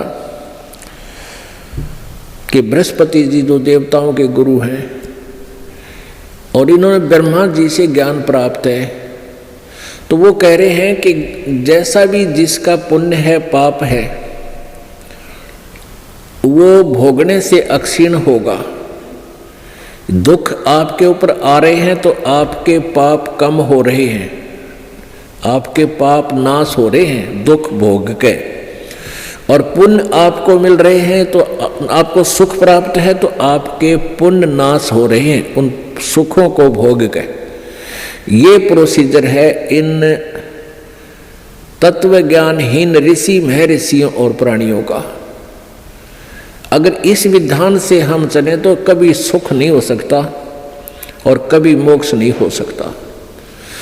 सुख भी भोगे खत्म होंगे और पाप भी भोगने से समाप्त होंगे तो कभी नहीं हो सकते, क्योंकि हम एक दिन में करोड़ों पाप करके विश्राम लेते हैं और पुण्य होता ही नहीं, क्योंकि वो साधना शास्त्र विरुद्ध होने से, उस शास्त्र विरुद्ध साधना जो वर्तमान में चल रही है, पहले तो चलो शास्त्र अनुकूल साधना करते थे, ओम नाम का जाप था और यह गमन किया करते थे, और भी फिर भी वो अनकम्प्लीट थी, फिर भी उनका कुछ आंशिक लाभ अवश्य था। अब तो हम आगे जय गणेश देवा माता थारी पार्वती पिता महादेवा ये आप पर बना के गाने लागे। आप ही अपने हिसाब से ओम नमः शिवाय ये मंत्र बना लिए, ये कहीं मंत्र नहीं है किसी भी शास्त्र में। तो इस तरह की जो साधना करने से पुण्य भक्ति तो लाभ होता ही नहीं। वैसे कोई दान पुण्य हम करते हैं, चींटियों को दाने डाल दिए, इन पक्षियों को दाने डाल दिए, किधर भंडारे कर दिए, वो पुण्य आपको अलग से लिख दिए जाएंगे, आपके वो भी मिलेंगे, लेकिन मोक्ष नहीं हो पाएगा, क्योंकि वो शास्त्र विरुद्ध साधना होने से मोक्षदायक नहीं है। ना कोई सिद्धि हो, ना गति हो, ना ही कोई सुख हो। गीता जी अध्याय नंबर 16 के श्लोक नंबर 23 में कहा कि शास्त्र विधि को त्याग कर जो मनमाना आचरण करते हैं, जो मनमानी अपनी पूजाएं करते हैं अपने हिसाब से, उनको ना तो सुख होता है, ना उनकी गति होती है, ना उनकी कोई सिद्धि प्राप्त होती है, यूजलेस। तो हम जो अब वर्तमान में जो साधनाएं चल रही हैं प्रत्येक समाज में, वो शास्त्र विधि को त्याग कर मनमानी पूजाएं हैं। तो वर्तमान में जो साधनाएं आप जी करें उससे तो कोई लाभ होना ही नहीं,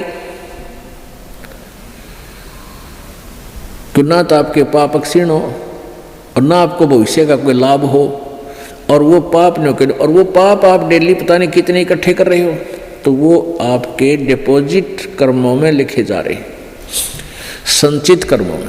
और परमात्मा की साधना, पूर्ण परमेश्वर की साधना से क्या होगा? जब ही सतनाम हृदय धरो भयो पाप को नासे, मानो चिंगारी अग्नि की बाई पड़े पुराने घासे। जब ही सतनाम हृदय धरो, जब आप सच्चे मन से सतनाम का जाप करना प्रारंभ कर देते हो, आपके संचित कर्मों में ऐसे आग लग जाती है जैसे 1000 टन सूखा घास फूस पड़ा हो और उसमें एक चिंगारी माचिस की तिल्ली लगा दी जाए, वो पूरे घास को जलाकर ढेर कर देती है, यानी सारे घास का नाश कर देती है। फिर चले तेज हवा इधर उधर से और वो साफ स्थान साफ हो जाता है। तो पुण्यात्माओं, जब आपके पाप क्षीण हो जाएंगे फिर आपके अंदर एक प्रेम जागेगा। आपको छोटी सी चर्चा माल की शुरू होते ही आंखों में आंसू आऊंगी, दिल भरा होगा आपका। तो फिर वो उस पाप के जलने के बाद ऐसी स्थिति होगी, जैसे सूरज के आगे बदरा ऐसे कर्म छयारे, प्रेम की पवन करे चित मंजन झलके तेज नयारे। कि आपके ऊपर पाप कर्मों का ऐसे साया जमा हुआ है जैसे सूर्य के सामने बादल आ जाते हैं, बादल, और सूर्य विद्यमान होते हुए भी हम उसको नहीं देख पाते, अंधेरा छा जाता है। और कहते हैं फिर तेज हवा चलती है। परमात्मा कबीर जी बता रहे हैं, तेज हवा चलती है तो बादलों को तितर बितर कर देती है, और फिर सूर्य का प्रकाश आपके सामने बहुत ज्यों का त्यों होता है। यानी परमात्मा को निराकार बताने वालों ने इसलिए परमात्मा को निराकार बता दिया कि उनके पास वो साधन नहीं था, उनकी भक्ति वो नहीं थी जो आत्मा और परमात्मा के बीच में कर्मरूपी बादलों को दूर कर दे, हटा दे। जैसे सूरज के आगे बदरा ऐसे कर्म छयारे, प्रेम की पवन करे चित मंजन झलके तेज नयारे। तो परमेश्वर की सत भक्ति से आपके पाप कर्म जल जाएंगे और पाप कम हो जाएंगे, तब रुचि बढ़ेगी प्रभु में। आपकी आत्मा जो है परमात्मा की चर्चा चलते ही गदगद हो जाएगी, आंखों में आंसू आने लग जाएंगे। तो वह प्रेम की पवन चल पड़ी, प्रेम की पवन करे चित मंजन, फिर जल के तेज नयारे। तो इस प्रकार हमारे ये पाप जो संचित वो समाप्त हो जाएंगे, और जो प्रारब्ध कर्मों में हमें कोई भयंकर हानि होनी है वो भी सत साधना से हमारी कम होगी, समाप्त हो जाएंगे, बिल्कुल नहीं होगी। और छोटी मोटी हो भी गई तो वो हमारी भक्ति की कमजोरी से ही होगी, यानी भक्ति कम कर पाओगे या विश्वास कम होगा या कोई मर्यादा भंग हो जाएगी। तो उसके लिए सावधानी बहुत जरूरी है। जैसे माता गर्भ को राखे यतन बना, और ठेस लगे तो छन हुआ तेरी ऐसे भक्ति जा। तो इस प्रकार हमने अपनी भक्ति को सुचारू करना है। कबीर धूम धाम में दिन गया और सोचत होगी सांझ, एक घड़ी हरि ना भजा भई जननी जन गई बांझ। अब क्या बताते हैं परमात्मा? अब पहले तो बताया कि 3 घंटे तो कम से कम भक्ति आपने करनी चाहिए, 3 घंटे में तो आपका काम बने जाएगा। अब यहाँ कह दे कि एक घड़ी भी 24 मिनट, एक घड़ी में 24 मिनट हो, कहते हैं 24 मिनट भी अगर तू भक्ति सतनाम की, सच्चे नाम का जाप नहीं कर रहा, नाम लेकर भी तू अपना जीवन सोचने बर्बाद कर रहा है अपने आत्माओं। क्योंकि जब एक घड़ी शुरू हो गया तो अंदर के हमारे जो पाप खत्म होने लगेंगे, और फिर रुचि इतनी बढ़ जाएगी, फिर घड़ी को नहीं याद रहे, फिर तो दिन रात सपने में भी मालिक याद आने लग जाती। यहाँ घड़ी इसलिए कहा है परमात्मा ने कि एक बार ये शुरू तो करें, एक घड़ी तो करें, 24 मिनट तो लाओ मालिक में, फिर देखना रुचि कितनी बढ़ है। जैसे कोई बीमार होता है और शुरुआत कर वो भोजन नहीं खा पाता, रोटी कड़वी लगती है, सेब संतरे किशमिश सब कड़वे लगते हैं, और फिर उसको ना वो कड़वी दवाई ही दी जाती है, जैसे कुनीन दी जाती है, वो ना चाहते फाके मारना शुरू कर देता है। तो जब वो दवाई शुरू करता है तो पहले दूसरे दिन एक आध ग्रास रोटी का वो खाने लग जाए, रुचि बन जाती है, और कुछ दिनों के बाद फिर वह रुचि इतनी बढ़ जाती है, सूखी रोटी पा जाओ वो भी खा जाएगा, वो भी खा लेगा। तो ऐसे ही एक घड़ी के लिए यहाँ इसलिए संकेत दिया है कि एक बार शुरू तक करे, फिर ये कर्मों का पाप नरमा जाएगा, कम होगा, और परमात्मा की भूख बढ़ती चली जाएगी।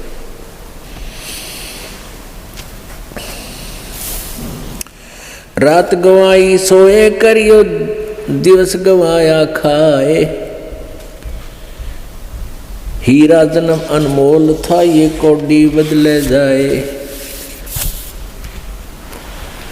कबीर ये सुपने रैन के उगड़ आए नैने, जीव पड़ा लूट में, जागे तो लेन न देने।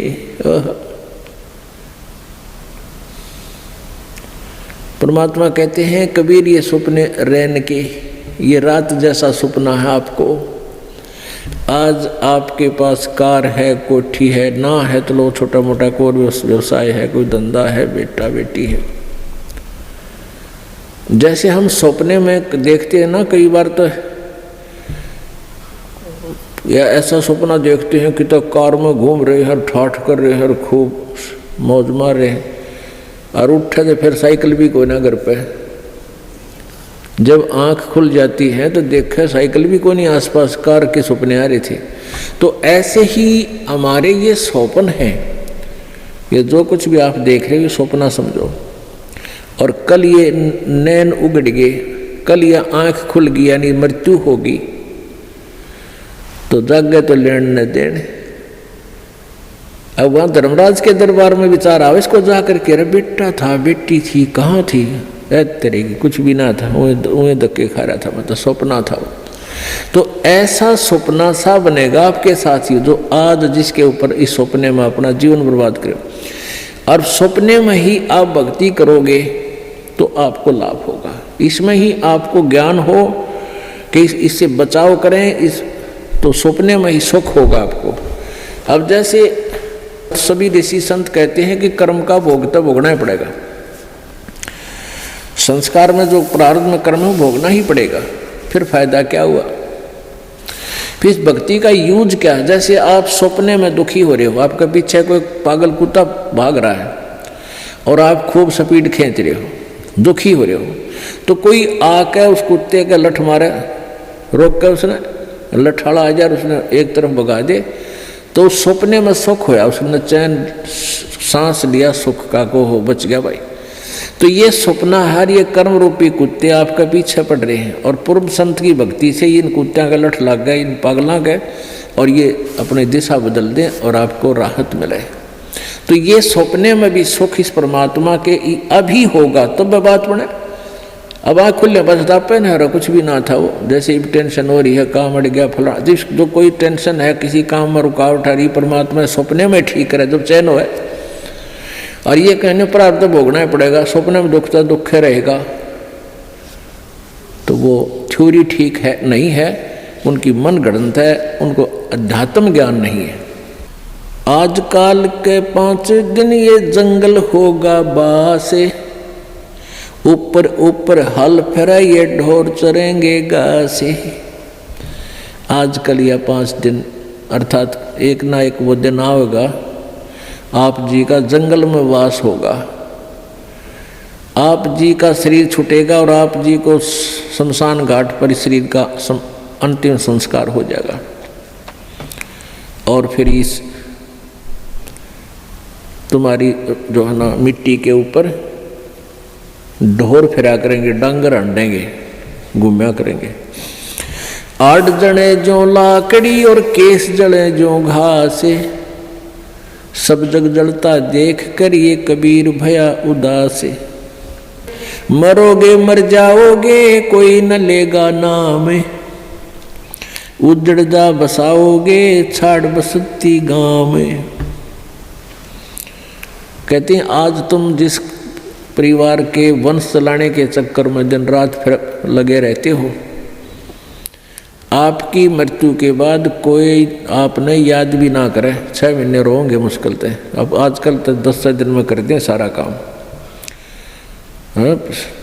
70वीं वीर, वर्षी वीर, महीना वीर, वो 13वीं भी 10 दिन में करके फारे कर दें। कोई आज आप अपने दादाजी को कितना याद करते हो? कभी कोई पूछला, गांव को पूछ ले कि किसका है कहाँ से, फिर जब फलाने दादा का नाम कभी बताना पड़ जाए, जब ना तो कोई ना याद करता दादाजी ने। तो पुण्यात्माओं या भूल ला रखी काल ने। और इन काल के दूता ने हमें ऐसा उलझा रखा है कि पुत्र बिना मोक्ष नहीं। अब बेटी ने तो हम संतान भी नहीं मानते थे, ऐसी ऐसी अनजान सोच बना दी हमारी। पुण्यात्मा, बेटा और बेटी में कोई अंतर नहीं। संस्कार आपको मिलेंगे चाहे कितने पैर पीट लो। आजकल उन अज्ञानी लोगों की और फिर समाज के दबाव में हमारे भक्त आत्मा भी प्रेरित हो जाते हैं।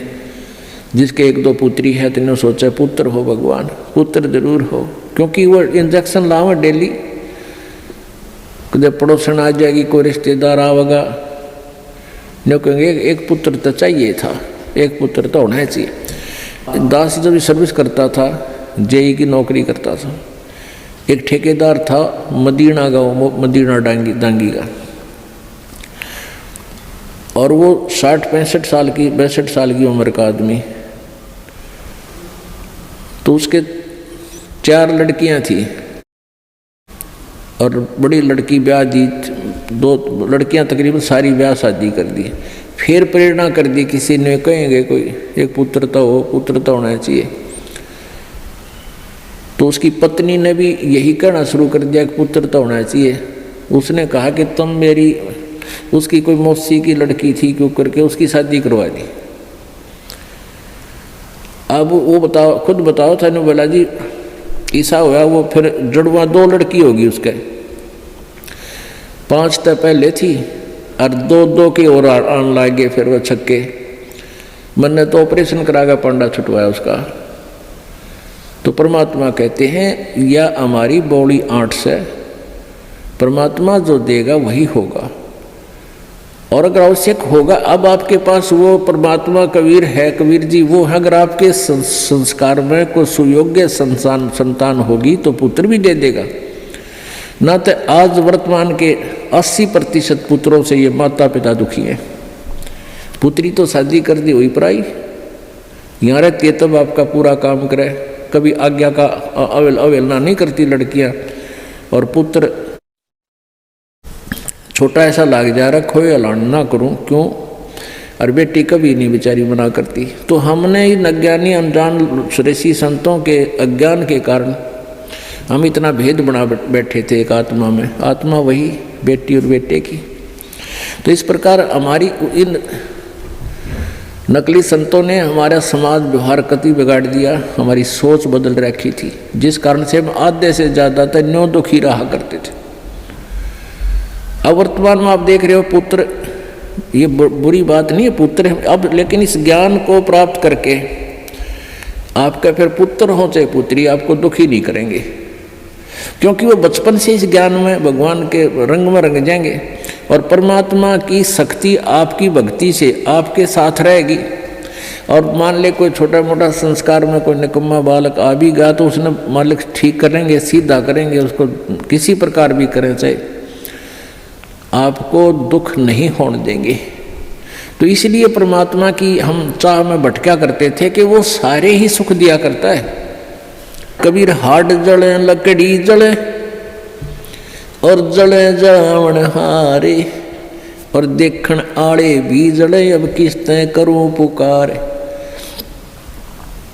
अब परमात्मा कबीर जी कहते हैं कि जो किसी की मृत्यु होगी वो तो जले, और जो उसको जलाने जाएंगे एक दिन वह भी जलेंगे, और जो देख रहे हैं खड़े होकर के फलाना मर गया देखो उसकी चिता जले है, और वह भी जलेंगे एक दिन, उनको भी वहीं जाना है। पर ये वो बुद्धि इतनी काम ना करती, इतना दबाव है हमारे ऊपर, प्रेशर है, नशा है, हमने डर ना लगता कि हम भी वहीं जाना है, हमने भी एक दिन वहीं जाना है। वो दिन याद कौन रखते हम, और वो अब याद रहेगा।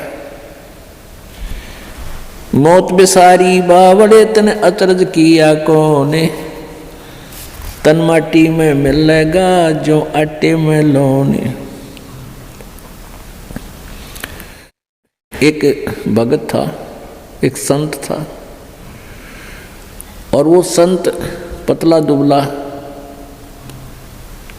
और ठीक सा था, और बाकी वो अपने जैसे किसी वस्तु को कोई चिंता हो जा तो उसके चेहरे की, उसकी फेस की आकृति कुछ अजीब सी रहती है।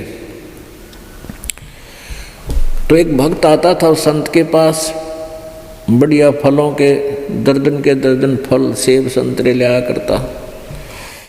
तो वो देखा करता था कि महात्मा जी बहुत चिंतित से रहते हैं और बहुत ही ज़्यादा स्वस्थ नहीं है, सेहत अच्छी नहीं है। और दूसरे भक्त वहाँ दूध लाते थे तो वहाँ डेग सा बढ़ा रहा करता दूध का, फलों की टोकरी बड़ी रहती थी। वो संत जी औरों को दे देते थे प्रसाद रूप में, और फिर खीर खार बना के खिला देते थे। दूध आता था, चाय पानी दूध पी लेते थे, अपना थोड़ा बहुत जैसा पिया करते थे, बाकी भक्तों को पिला देते थे। तो वो एक धनी व्यक्ति जाता था, उनका सेवक, काफ़ी संतरे ले जाता, सेब ले जाता, अच्छे फल टड़ा गया था, कुछ दक्षिणा दिया था। तो साधु से प्रश्न करता था कि महाराज जी आप कुछ चिंतित से रहते हो, क्या आप खाते पीते नहीं, आप पतले दुबले भी बहुत हो गए हो। महाराज जी कहने लगे भाई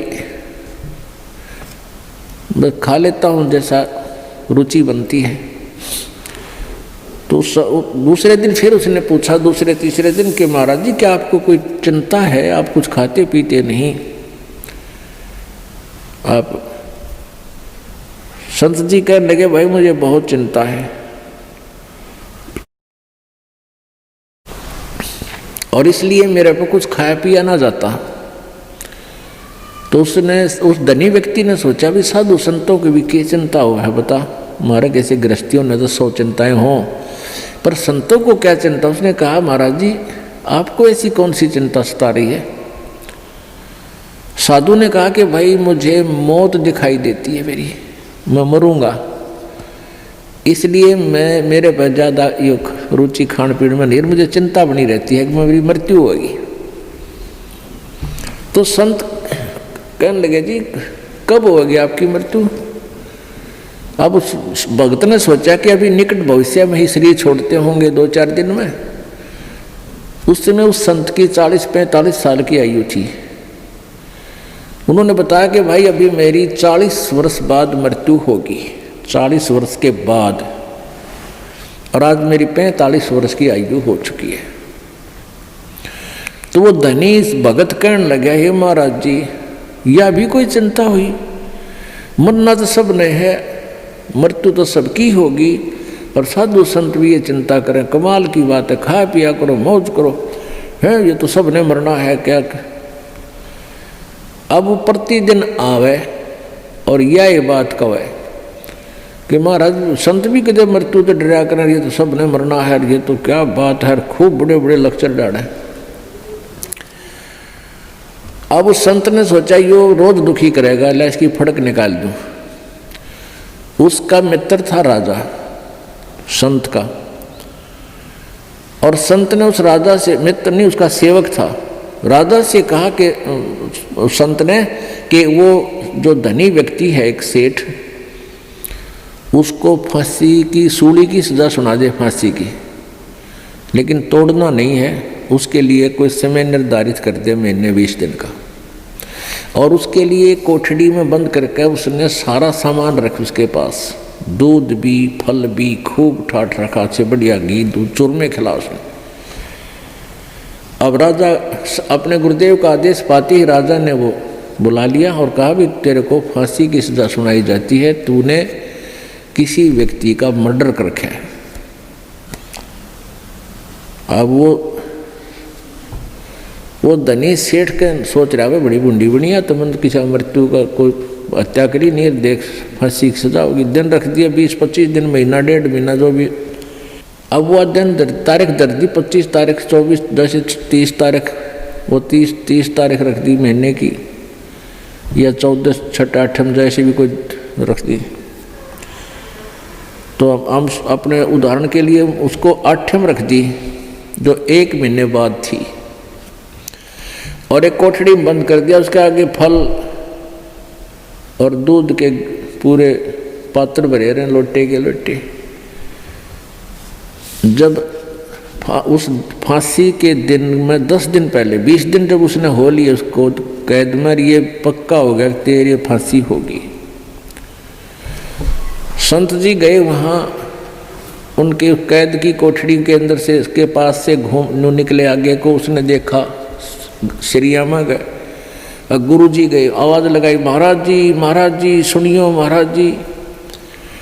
महाराज जी वापस आए, वो नहीं देखे थे को होगा तड़े बोल लेगा, मैंने देखते ही कौन से में है वो भगत कहा न देखा महाराज जी ने, भाई कौन है तू? अगजी में वो फलाना सेठ से।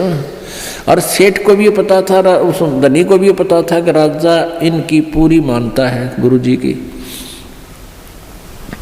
और गुरु जी तक पहुंचा संदेशा जब बात पड़े तो उसने बता दी मैं वो सेठ हूँ फलाना राम, मैं विशंबर दास हूँ। बोला अच्छा, अरे तू बहुत कमज़ोर हो गया बेटा, क्या बात है?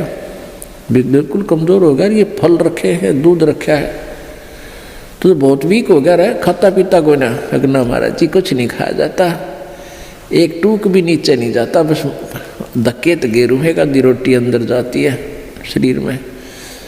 क्या बात होगी? अब मेरे को फांसी की सजा सुना रखी है, कति झूठा केस है मेरे पर, गुरु जी मेरे पर दया करो, मेरी पीछा छुटवाओ।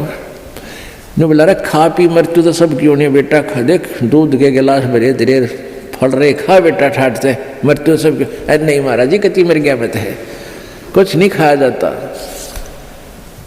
जब उसने उस राजा बुलाया, भाई छोड़ दे भगत ने, ये तो निर्दोष है। तब उस संत ने बताया कि भाई लाला जी जिस प्रकार तने आठम दिखे थी ना, उन्होंने कहा मैंने तो आठम दिखाई दे से, कुछ नहीं खाया जाता। तो बेटा तने जिस प्रकार ये आठम दिखे है ना, क्योंकि आपको पता लग गया निश्चित होगी आठम न तू फांसी टूटेगा, डर बिना कहाँ। तो इसी प्रकार मुझे मेरी 40 वर्ष बाद वह आठम मन दिखाई दे आज, इसलिए मेरा इस संसार में रुचि रही नहीं। जिस प्रकार आपकी ना घर में रुचि, ना क्या की रुचि, ना तू खास खाने में रुचि तेरी, एक ना कोई रुचि नहीं थी, बस मरता हुआ खाऊं था और आठम के गुण गाऊं था, उस आठम पर ध्यान लगाऊं था। तो परमात्मा कहते, संत जी कहते हैं कि मैं भी भाई मन ने अपनी आठम वह 40 साल पीछे आने वाली ऐसे ही नजर आ रही जैसे आप जी को अब दिखे थी। तो पुण्यात्माओं हमारे ऊपर इतना दबाव है इन तीनों गुणों का, इस त्रिगुणमयी माया का, कि हम 10 मिनट बाद भी याद नहीं रख सकते इस मौत को, और यह रखनी चाहिए, रखनी पड़ेगी। ज़्यादा से ज़्यादा 60 वर्ष 65 वर्ष 70 वर्ष तक ये शरीर ठीक रह सकता, घना स्वस्थ होगा। तो उसके बाद मान लिया चाहे 90 वर्ष भी उम्र होगी तो बस वह तो मौत तो ही बूढ़ा जीवन है, बाकी का तो। लेकिन भगवान की भक्ति आप पहले से ही कर रहे हो तो आने वाला बुढ़ापे में आपको बहुत सहयोग मिलेगा, हर तरह से पूरा सहायता देगा परमात्मा आपको। नहीं तो इस जीव के ऊपर ये बुढ़ापा सबसे बड़ा कहर होया करे। इसी प्रकार गीता जी अध्याय नंबर 7 के श्लोक नंबर 29 में बताया है कि जो उस तत्व ज्ञान के आधार से, उस तत्ब्रह्म से यानी परम अक्षर ब्रह्म से, अध्यात्म यानी सारे इस अध्यात्म ज्ञान से और सभी कर्मों से परिचित हो जाता है। आज के सत्संग में आपको इस कर्मों से परिचित कराया जा रहा है, अध्यात्म ज्ञान से परिचित कराया जा रहा है। तो वो व्यक्ति फिर जरा और मरण से छुटकारा पाने के लिए ही प्रयत्न करता है। जरा माने बुढ़ापा, मरण मीन मृत्यु। वो जरा माने बुढ़ापा यानी बुढ़ापे से और मृत्यु से छूटने के लिए ही प्रयत्न करता है, जो उस तत्व ब्रह्म से परिचित हो चुका, क्योंकि वो तत्व ब्रह्म परम अक्षर ब्रह्म ही हमारे को जरा और मरण से सदा के लिए छुटकारा दिला सकता है। सतलोक के अंदर जाने के बाद आपका शरीर वृद्ध नहीं होगा, आप जी की मृत्यु नहीं होगी। अब पुण्यात्माओं हमने वो ज्ञान सुना नहीं, हमने स्वर्ग भी सुना था पर देखा नहीं था। स्वर्ग सुनते थे, स्वर्ग में बड़ा सुख है, लेकिन जान की इच्छा कति नहीं थी, मृत्यु नहीं चाहवा थे। अब इस तत्व ज्ञान के आधार से आपको इतना विश्वास हो जाएगा कि आप जी यहाँ से जाने की रुचि बनाओगे, क्योंकि यहाँ इतने कष्ट हैं संसार में, इसको देख देख कर इनसे तंग आकर के आपका मन हट जाएगा। और इस तत्व ज्ञान के आधार से आपको ये भी पता चलेगा कि ये तो आज नहीं, इस जन्म में नहीं, असंख्य जन्मों में पहले भी हो लिया और आगे भी होगा,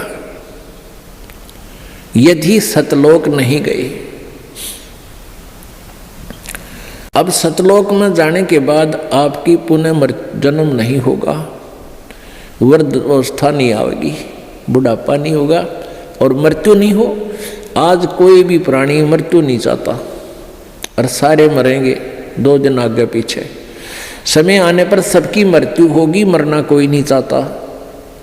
चाहे कोई 80 साल 90 वर्ष का बूढ़ा हो रहा है और चला जाता ना बैठा जाता है, कभी कट दुख है, कभी सिर दुख है, और फिर भी मृत्यु नहीं चाहता। ठीक है, ऊपर ले मन तो चाहे कह भी दे भगवान मन ठा ले, लेकिन जब ठाण का टाइम आवे ना, जब उल्टा हटता है कोई भी हटे, जिनको ज्ञान नहीं, भगत नहीं उल्टे हटते। एक बुढ़िया रोज न्यो कहा करती, हे भगवान मन ठा ले, मतलब दुखी हो ली इस परिवार तय, हे भगवान मन ठा ले। अब उसका पोता था बदमाश सा, उन्होंने सोचा बुढ़िया रोज न्यो कहा मन ठा ले, तो उसने न्यो सुन रखा था कि यमराज आते हैं, सर पर सींग होते हैं, उनकर हाथ में गदा होती है। तो लड़के ने 12-13 साल का था, उसने सर पर बड़ा साफा बांध दिया, उसमें सींग पो लिए 2 और हाथ में ले लिए गदा सी बना ली कपड़े की, दो करिए नकली रामलीला रखा है ना हनुमान की। और पहले इसे टिमटिमाते हैं दीवे होया करते, दीवा दिया ला, दीपक लगा दिया और बुढ़िया का हटा के मुँह पर तक कपड़ा ने बोला, बुढ़िया बोले होशियार चल तुझे लेने आया। बुढ़िया ने देखे तो सचमुच आएगा, यमदूत खड़ा है। ने बोला, अरे भाई मन ने क्या करेगी तो योर कुण बार, मन ने क्या करेगा बुढ़ी ने, योर कुछ ना कुछ बारह किसी दे जा तू। अब न बोला ना तेरा नंबर है, बोला अरे भाई तेरा आगे दोनों हाथ जोड़ो, मन ना ले जाए वे। तो फिर उसने उतार दिया सारा साज बाज हट के और धर दिया। तो इन्होंने बोला, दादी क्यों मगज खाया करती रोजाना, मैंने ठाले मरी क्यों ना तू। ने बोली रे ढेड़ तने गढ़ दूँ, तू था तन डरा दी थी मैं। तो भाई बात ये है कि हम चाहे कोई भी कुछ कह रहा है, हमने ठाले पर ठाण का टाइम आओ जब उल्टे हटे हैं, तो कहने का भाव ये है कि हम मृत्यु नहीं चाहते, मृत्यु होगी। अब यहाँ से तो आपने मरना पड़ेगा, सब कुछ त्यागना होगा, और ये मालूम नहीं कब त्यागना पड़ जाए। ये कोई ज़रूरी नहीं है कि हम वैसे अटकल से आगे बढ़ रहे हैं कि अभी हो सकता है 10 साल 20 साल हमारी मृत्यु ना हो। अब कोई 60 साल का नहीं सोचा 20 साल तो 80 साल तो जीवाएंगे, और क्या पता ये रोज दुनिया की मृत्यु होने लग रही, कोई 20 साल का, कोई 10 वर्ष का, कोई 50 वर्ष का, कोई 60 वर्ष का। तो ये अटकलबाजी हमें डबोरी है। हमने भगवान से डरना चाहिए और याद रखे उस मौत को, प्रथम परमात्मा को और सेकंड मौत को। फिर ना तो बुराई कर सकते, ना चोरी कर सकते, ना ठगी कर सकते, ना बदमाशी कर सकते, ना 2 नंबर का काम कर सकते, कि जाना दिखेगा आपने फिर। तो यहाँ तो से तो आपने जाना ही पड़ेगा। और यदि आपकी श्रद्धा सच्ची लो, उस सतलोक में जान की लगी, इस ज्ञान के आधार से आपकी आस्था या किसी परिवार जन्म में या किसी धर्म में नहीं रहनी चाहिए। जब आप यहाँ से चलन के योग्य होंगे, और ये रहकर आपकी परीक्षाएं भी होंगी, आपके ऊपर कोई ऐसी आपत्ति ऐसा आएगा सच में, फिर आप देखेंगे कि मेरी वृत्ति बेटे में है कि बेटी में, पोते में है कि या पोती में, कोठी में या कार में। आप जी ने अपने उस जाल को स्वयं काटने की चेष्टा करनी है कि तो जुल्म हो गया, मेरा तो 20 में आस्था है। और यहाँ आस्था आशा रही तो वापस जन्म होगा, जहाँ आशा ता बासा होई और मन कर्म वचन सुमरियो सोई। आपकी यहाँ किसी भी चीज में आशा रहेगी, आस्था रहेगी, तो वापस आप जी को आना पड़ेगा। इसी यहीं पर मन माने यहाँ फिर बैल बन के आ जा,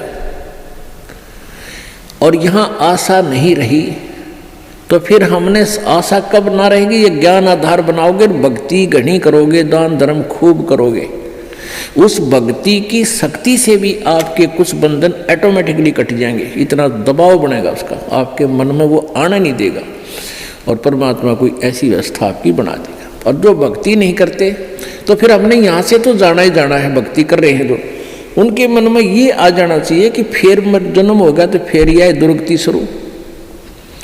मनुष्य जन्म भी हो गया तो मनुष्य जीवन में क्या सुख पाया अपने, आज हम 60 साल के हो गए, हमें पता है क्या मिला इस जीवन में और क्या हमारा था और क्या पराया था। तो इस ज्ञान के आधार से निर्णय हो जाएगा कि अगर फिर जन्म हो गया, फिर वो प्रोसीजर, बेटा ना हुए तो दुखी हो गए तो महा दुखी, क्योंकि फिर उनके पालन में पोषण में कोई बेका देगी मृत्यु हो जाए काल, तो फिर रोज जाना करे काम, तो रो रो का टक्कर मारेंगे, वह दुर्गति न्यारी। तो इन सब बातों को ध्यान रख के तो सच्ची श्रद्धा बना ले कि तो मरना पड़ेगा, पर इसी जगह चला फिर मरना ना पड़े, यहां से तो जाना पड़ेगा। तो इसलिए ये तो अपना है ही नहीं, चाहे बेटा है चाहे बेटी है, उनमें मोह है या ना है। तो अपने परिवार में आप जी ने ऐसे रहना पड़ेगा जैसे एक गाड़ी, रेलगाड़ी का कंपार्टमेंट होता है और उसमें आप सफर कर रहे हो, जिसका जहां स्टेशन आ जाएगा ऑटोमेटिकली उतर जाएगा। किसी का 2 घंटे का है, किसी का 10 घंटे का सफर है, किसी का 24 घंटे का है वो। तो ऐसे ही आप जी इसको ऐसा समझ कर रहोगे जैसे रेस्टोरेंट होते हैं, होटल में जाकर डट गए, तो वहाँ सारी सुविधाएं होते हुए भी आपको पता है कि मेरी नहीं है, उनका प्रयोग भी करना है, उनमें मेज कुर्सी पलंग टीवी वहाँ पर है, उनका पंखा कूलर एसी फ्रिज उनका प्रयोग भी करना है, लेकिन अंडरस्टूड होता है कि मेरी को ना, ये तो धनी की है। तो ऐसे ही ये सारा रेस्टोरेंट, ये होटल, ये काल का है, और हमने किराए पर अपनी पूंजी जमा करा का यहाँ, तो ये कुछ समय का रहने का यहाँ पर मिला हुआ है, और ये व्यवस्था बता दी, इस खेती में बना रखा, ये मजदूरी कर, ये ऐसे खा ले, ये या छोड़ रखा है। लेकिन ये अपनी नहीं, हम यहाँ होटल में कुछ दिनों के लिए सटे करे हुए। यदि ऐसी आस्था आपकी बन जाएगी तो फिर कोई पल्ला नहीं पकड़ेगा आपका, कोई बाधा नहीं बनेगी। अन्यथा जो भक्ति नहीं करते हैं उनकी कैसी वृत्ति होती है। अब जैसे कोई पिछले जन्म में भी कोई भक्त भक्ति करता था और वो पार ना होया, आप जी हो, परमात्मा चाहते हैं कि तुम सभी पार हो जाओ, बहुत अच्छी बात है, क्योंकि पार होने के लिए तो ये सारा खेल हो रहा है आपको पार करने के लिए। अब विद्यालय में बच्चे फेल भी होते हैं और पास भी अधिकतर ही होते हैं, और कुछ एक फेल भी हो जाते हैं, तो वो फेल हुए हुए गणे दुखी हुआ करें। तो ऐसे ही एक व्यक्ति किसी जन्म में कोई प्राणी, कोई आत्मा परमात्मा से विमुख हो गया, भक्ति ना करी, छोड़ गया, तो उनको फिर लेता है भगवान शरण में। एक किसान के घर जन्म हो गया उस पुण्यात्मा का। अब कहते हैं जो जन मेरी शरण में एक बार आ गया, परमात्मा कहते हैं हमारी शरण में एक बार कोई प्राणी आ गया तो फिर उसको जब तक वो पार नहीं हो लेगा उसके पीछा हम छोड़ना को नहीं। जो जन हमारी शरण है ताका हूं मैं दास, और गेल गेल ला गया फिर वो जब लग धरती आकाश। तो उसी विधान से परमात्मा उस किसान के पास गए और किसान से कहा कि भाई, किसान पहले बैठे, राम रमी हुई, क्योंकि पिछले संस्कारी जो भक्त होते हैं वो कहीं भी जन्म ले लो, उनमें वो भाव श्रद्धा बनी रहती है। आओ महाराज जी, बैठो जी, बड़ी आसन दे दिया, आप नीचे बैठ गया भगत की तरह। तो महाराज जी तो महाराज जी होते हैं, अपने भक्ति का ज्ञान सुनाते, परमात्मा की चर्चा शुरू कर दी। तो कहने उदाट कर वो किसान कहने लगा, कहाँ जी भक्ति तो मैं करता हूँ, क्या भक्ति के तो मंदिर में जाता हूँ, शिव जी की पूजा करता हूँ। फिर सारी बात बताई, भाई यह भक्ति ठीक नहीं, भक्ति की विधि ये है जो आपके शास्त्रों में लिखी हुई है, कैसी करो। अच्छा जी ठीक सत है, भक्ति भी कराएंगे भाई, फिर उपदेश ले ले। अगना जी इब्बा नहीं, ये तो बच्चे छोटे छोटे हैं, ये थोड़े से ठीक हो जाए, अपना काम संभालन जोगे, फिर महाराज जी तेरे आप पक्का चेला बन जाऊंगा। लाख समझाने पर भी नहीं माना, यही कहता रहा। परमात्मा चले गए। कुछ दिनों के बाद फिर गए, देखा क्या किसान के 2 लड़के थे, उन लड़कों के भी बच्चे हो रहे, उन खिलाने लग रहा, खूब प्यार से सीने से लटा रखे पोते। परमात्मा फिर गए, किसान भाई भगत जी देवता तेरे बच्चे भी समझदार हो गए हैं और खेत का काम संभाल लिया, तू आजा भक्ति कर ले, नाम ले ले। ने बोला महाराज जी देख छोटे छोटे पोते हैं, बच्चे खेत में जहाँ हैं काम कर रहे हैं, और मैं इनको बाद में संभाल रहा हूँ, अब मुझे फुर्सत नहीं है, थोड़े ही बच्चे पोते बड़े हो जाए थोड़े से, फिर मैं भक्ति करूँगा। बहुत कहने पर भी नहीं बोला, ना बाबा जी दुखी ना करे मैंने, क्यों पोते घने प्यारे लग गया करे। यह काल का एक भयंकर जाल आगे और बढ़ा देता है उसके ऊपर। अब बेटे तो उल्टे बोल रहे, कोई धमका दे, कोई खुरका दे, और वो पोते बोल लग रहे प्यारे प्यारे, तो वो घने प्रिय लगते हैं। न बोले बाबा जी तू तो सब ऐसा ही, तेरे तो कोई लाग नहीं, कोई संतान नहीं, तेने क्या पता संसार के उसका है, कह दिया भक्ति कर ले, भक्ति नहीं होया करे, पोते बड़े हो लेंगे फिर बात करूँगा तेरे से, फिर जरूर नाम ले लूँगा, पक्की बात हो रही। नो टाल टूल दिया। अब 4 साल के बाद फिर आए परमात्मा संत जी रूप में। तो घर आके पूछा कि भाई तुम्हारा वो कहाँ गए तुम्हारे पिताजी दादाजी। वो पता चला कि वो तो मर गए, 4 साल हो गए, मृत्यु होगी। मालिक को तो पता था, क्या था कि खेत में उन्हें का बैल बन गया, आके बैल बन गया, बैल की चुनी प्राप्त की, और खेतों में उसका बेटा उसको हल में जोत रहा। अब परमेश्वर वहां पहुंचे, वो लड़का भी जाने था, महात्मा कई बार आया करते, रोक दिया, कहा महाराज जी कैसे आना हुआ कि भाई डट जा तेरे बाबू, तो 2 बात बतलाऊंगा। उस बैल के कान में निकट सी जाकर कहने लगा, रे भगत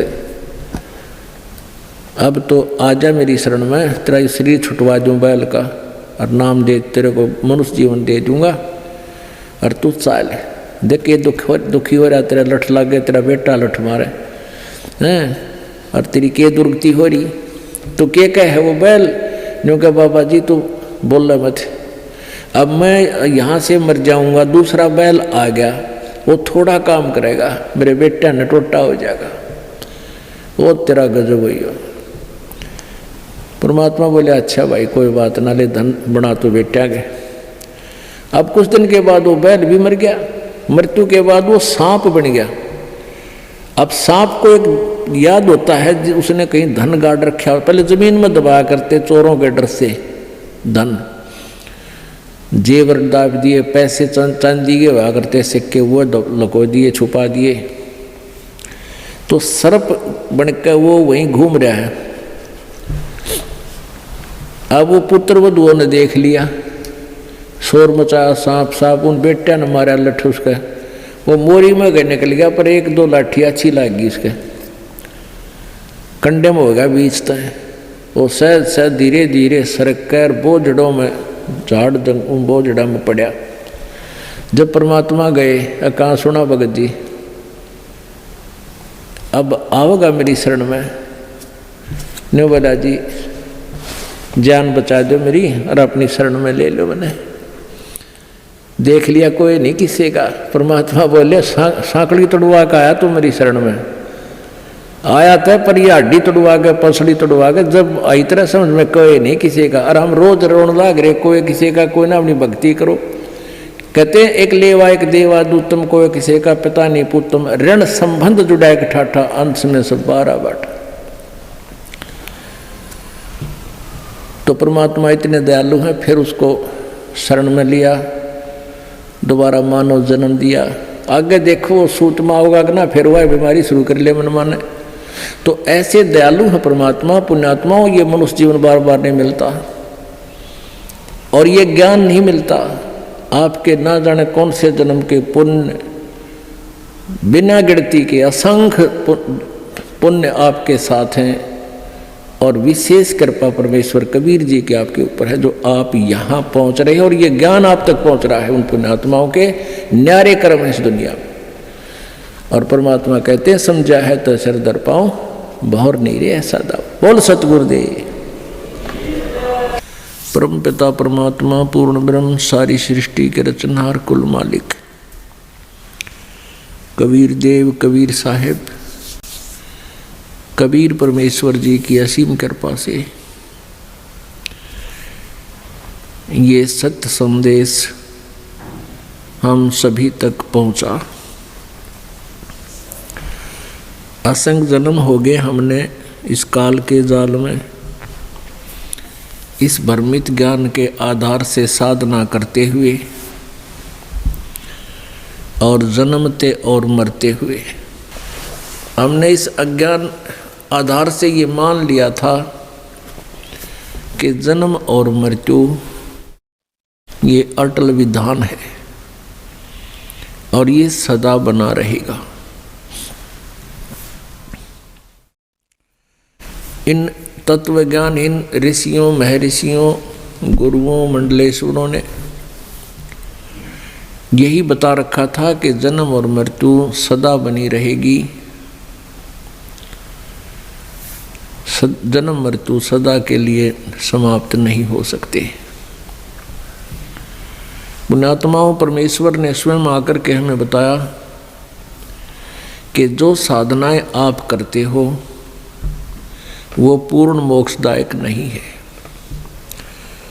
प्रत्येक युग में परमेश्वर आते हैं और अपने यथार्थ ज्ञान को स्वयं ही बताते हैं। अपने पाने की विधि यानी आप जी को सतलोक पहुंचाने की यथार्थ विधि वो स्वयं ही आकर बताते हैं। परंतु हम अज्ञान के आधार से इतने भ्रमित हो चुके होते हैं कि हम परमात्मा की वाणी को स्वीकार नहीं करते। जो समस्या आज हमारे सामने उपस्थित है, यही समस्या परमेश्वर जी के सामने 600 वर्ष पूर्व उपस्थित थी। लेकिन आज जो समस्या है वो हल होगी, वह हो रही है। उस समय उसके हल होने का कोई विकल्प नहीं था। जब परमेश्वर 600 वर्ष पूर्व बनारस में, काशी शहर में एक शिशु रूप धारण करके प्रकट हुए थे,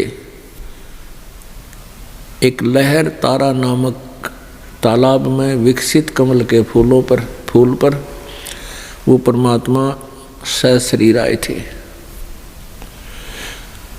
और जब वो 5 वर्ष के हो गए थे प्रभु, उसी समय से ये ज्ञान, यथार्थ ज्ञान प्रचार करने लग गए थे। और बड़े बड़े धुरंधर विद्वान माने जाने वाले ऋषि महर्षियों को परमात्मा के प्रश्न का कोई उत्तर नहीं था, जिस कारण से वो अज्ञानी ऋषि महर्षि परमात्मा कबीर देव जी को ये कहकर के अवॉइड कर देते थे कि ये तो अनपढ़ है, अशिक्षित है, अक्षर ज्ञान नहीं है, निरक्षर है, निरक्षर है ये। और ये वेदों और किताबों, गीता जी और पुराणों के विषय में गलत स्टेटमेंट दे रहा है। और जो ऋषि महर्षि थे, मंडलेश्वर ब्राह्मण, हिंदू धर्म के मार्गदर्शक, वो सभी शिक्षित थे, यानी संस्कृत भाषा को जानते थे और सभी सद्ग्रंथ संस्कृत भाषा के अंदर ही लिपिबद्ध थे, जिस कारण से प्रत्येक व्यक्ति को ये विश्वास हो गया कि कबीर जी शिक्षित नहीं हैं और ये भले ही कुछ शक्ति युक्त हैं, क्योंकि परमेश्वर के आशीर्वाद से बहुत से दुख दूर हो रहे थे। तो जितने भी वो शिष्य थे परमात्मा के, 64 लाख शिष्य हुए थे, वो परमात्मा द्वारा दिए गए आध्यात्मिक सुख के कारण, भौतिक सुख के कारण ही वो शिष्य बने थे, और जिस कारण से वे टिक नहीं पाए और परमात्मा के ज्ञान को जो वो बोला करते थे, एक पुण्य आत्मा ने लिपिबद्ध कर लिया था। वो पुण्यात्मा है धर्मदास जी, जो पहले ऐसे ही उलट ज्ञान से रंगे हुए थे और परमात्मा का बहुत विरोध कर रहे थे। तो उस समय तो इन अज्ञानी ऋषि महर्षियों की दाल गल गई थी। ये कह करके परमात्मा कबीर जी जो हैं ये अनपढ़ हैं, अशिक्षित हैं, ये संस्कृत भाषा नहीं जानते हैं, ये ऊट पटांग बातें बक रहे हैं, जिस कारण से परमेश्वर के उस ज्ञान को महत्व नहीं दिया गया जो आज आप जी के समक्ष शिक्षित समाज के सामने अब ये दास रूबरू कर रहा है। 600 वर्ष पहले परमात्मा कहा करते थे ब्रह्मा विष्णु महेश नासवान हैं, इनके माता पिता हैं, इनकी जन्म मृत्यु होती है, ये कंप्लीट गॉड नहीं है, ये पूर्ण परमात्मा नहीं है, ये समर्थ प्रभु नहीं है, ये केवल एक ब्रह्मांड में एक विभागीय मंत्री समझो, एक विभाग के मिनिस्टर हैं।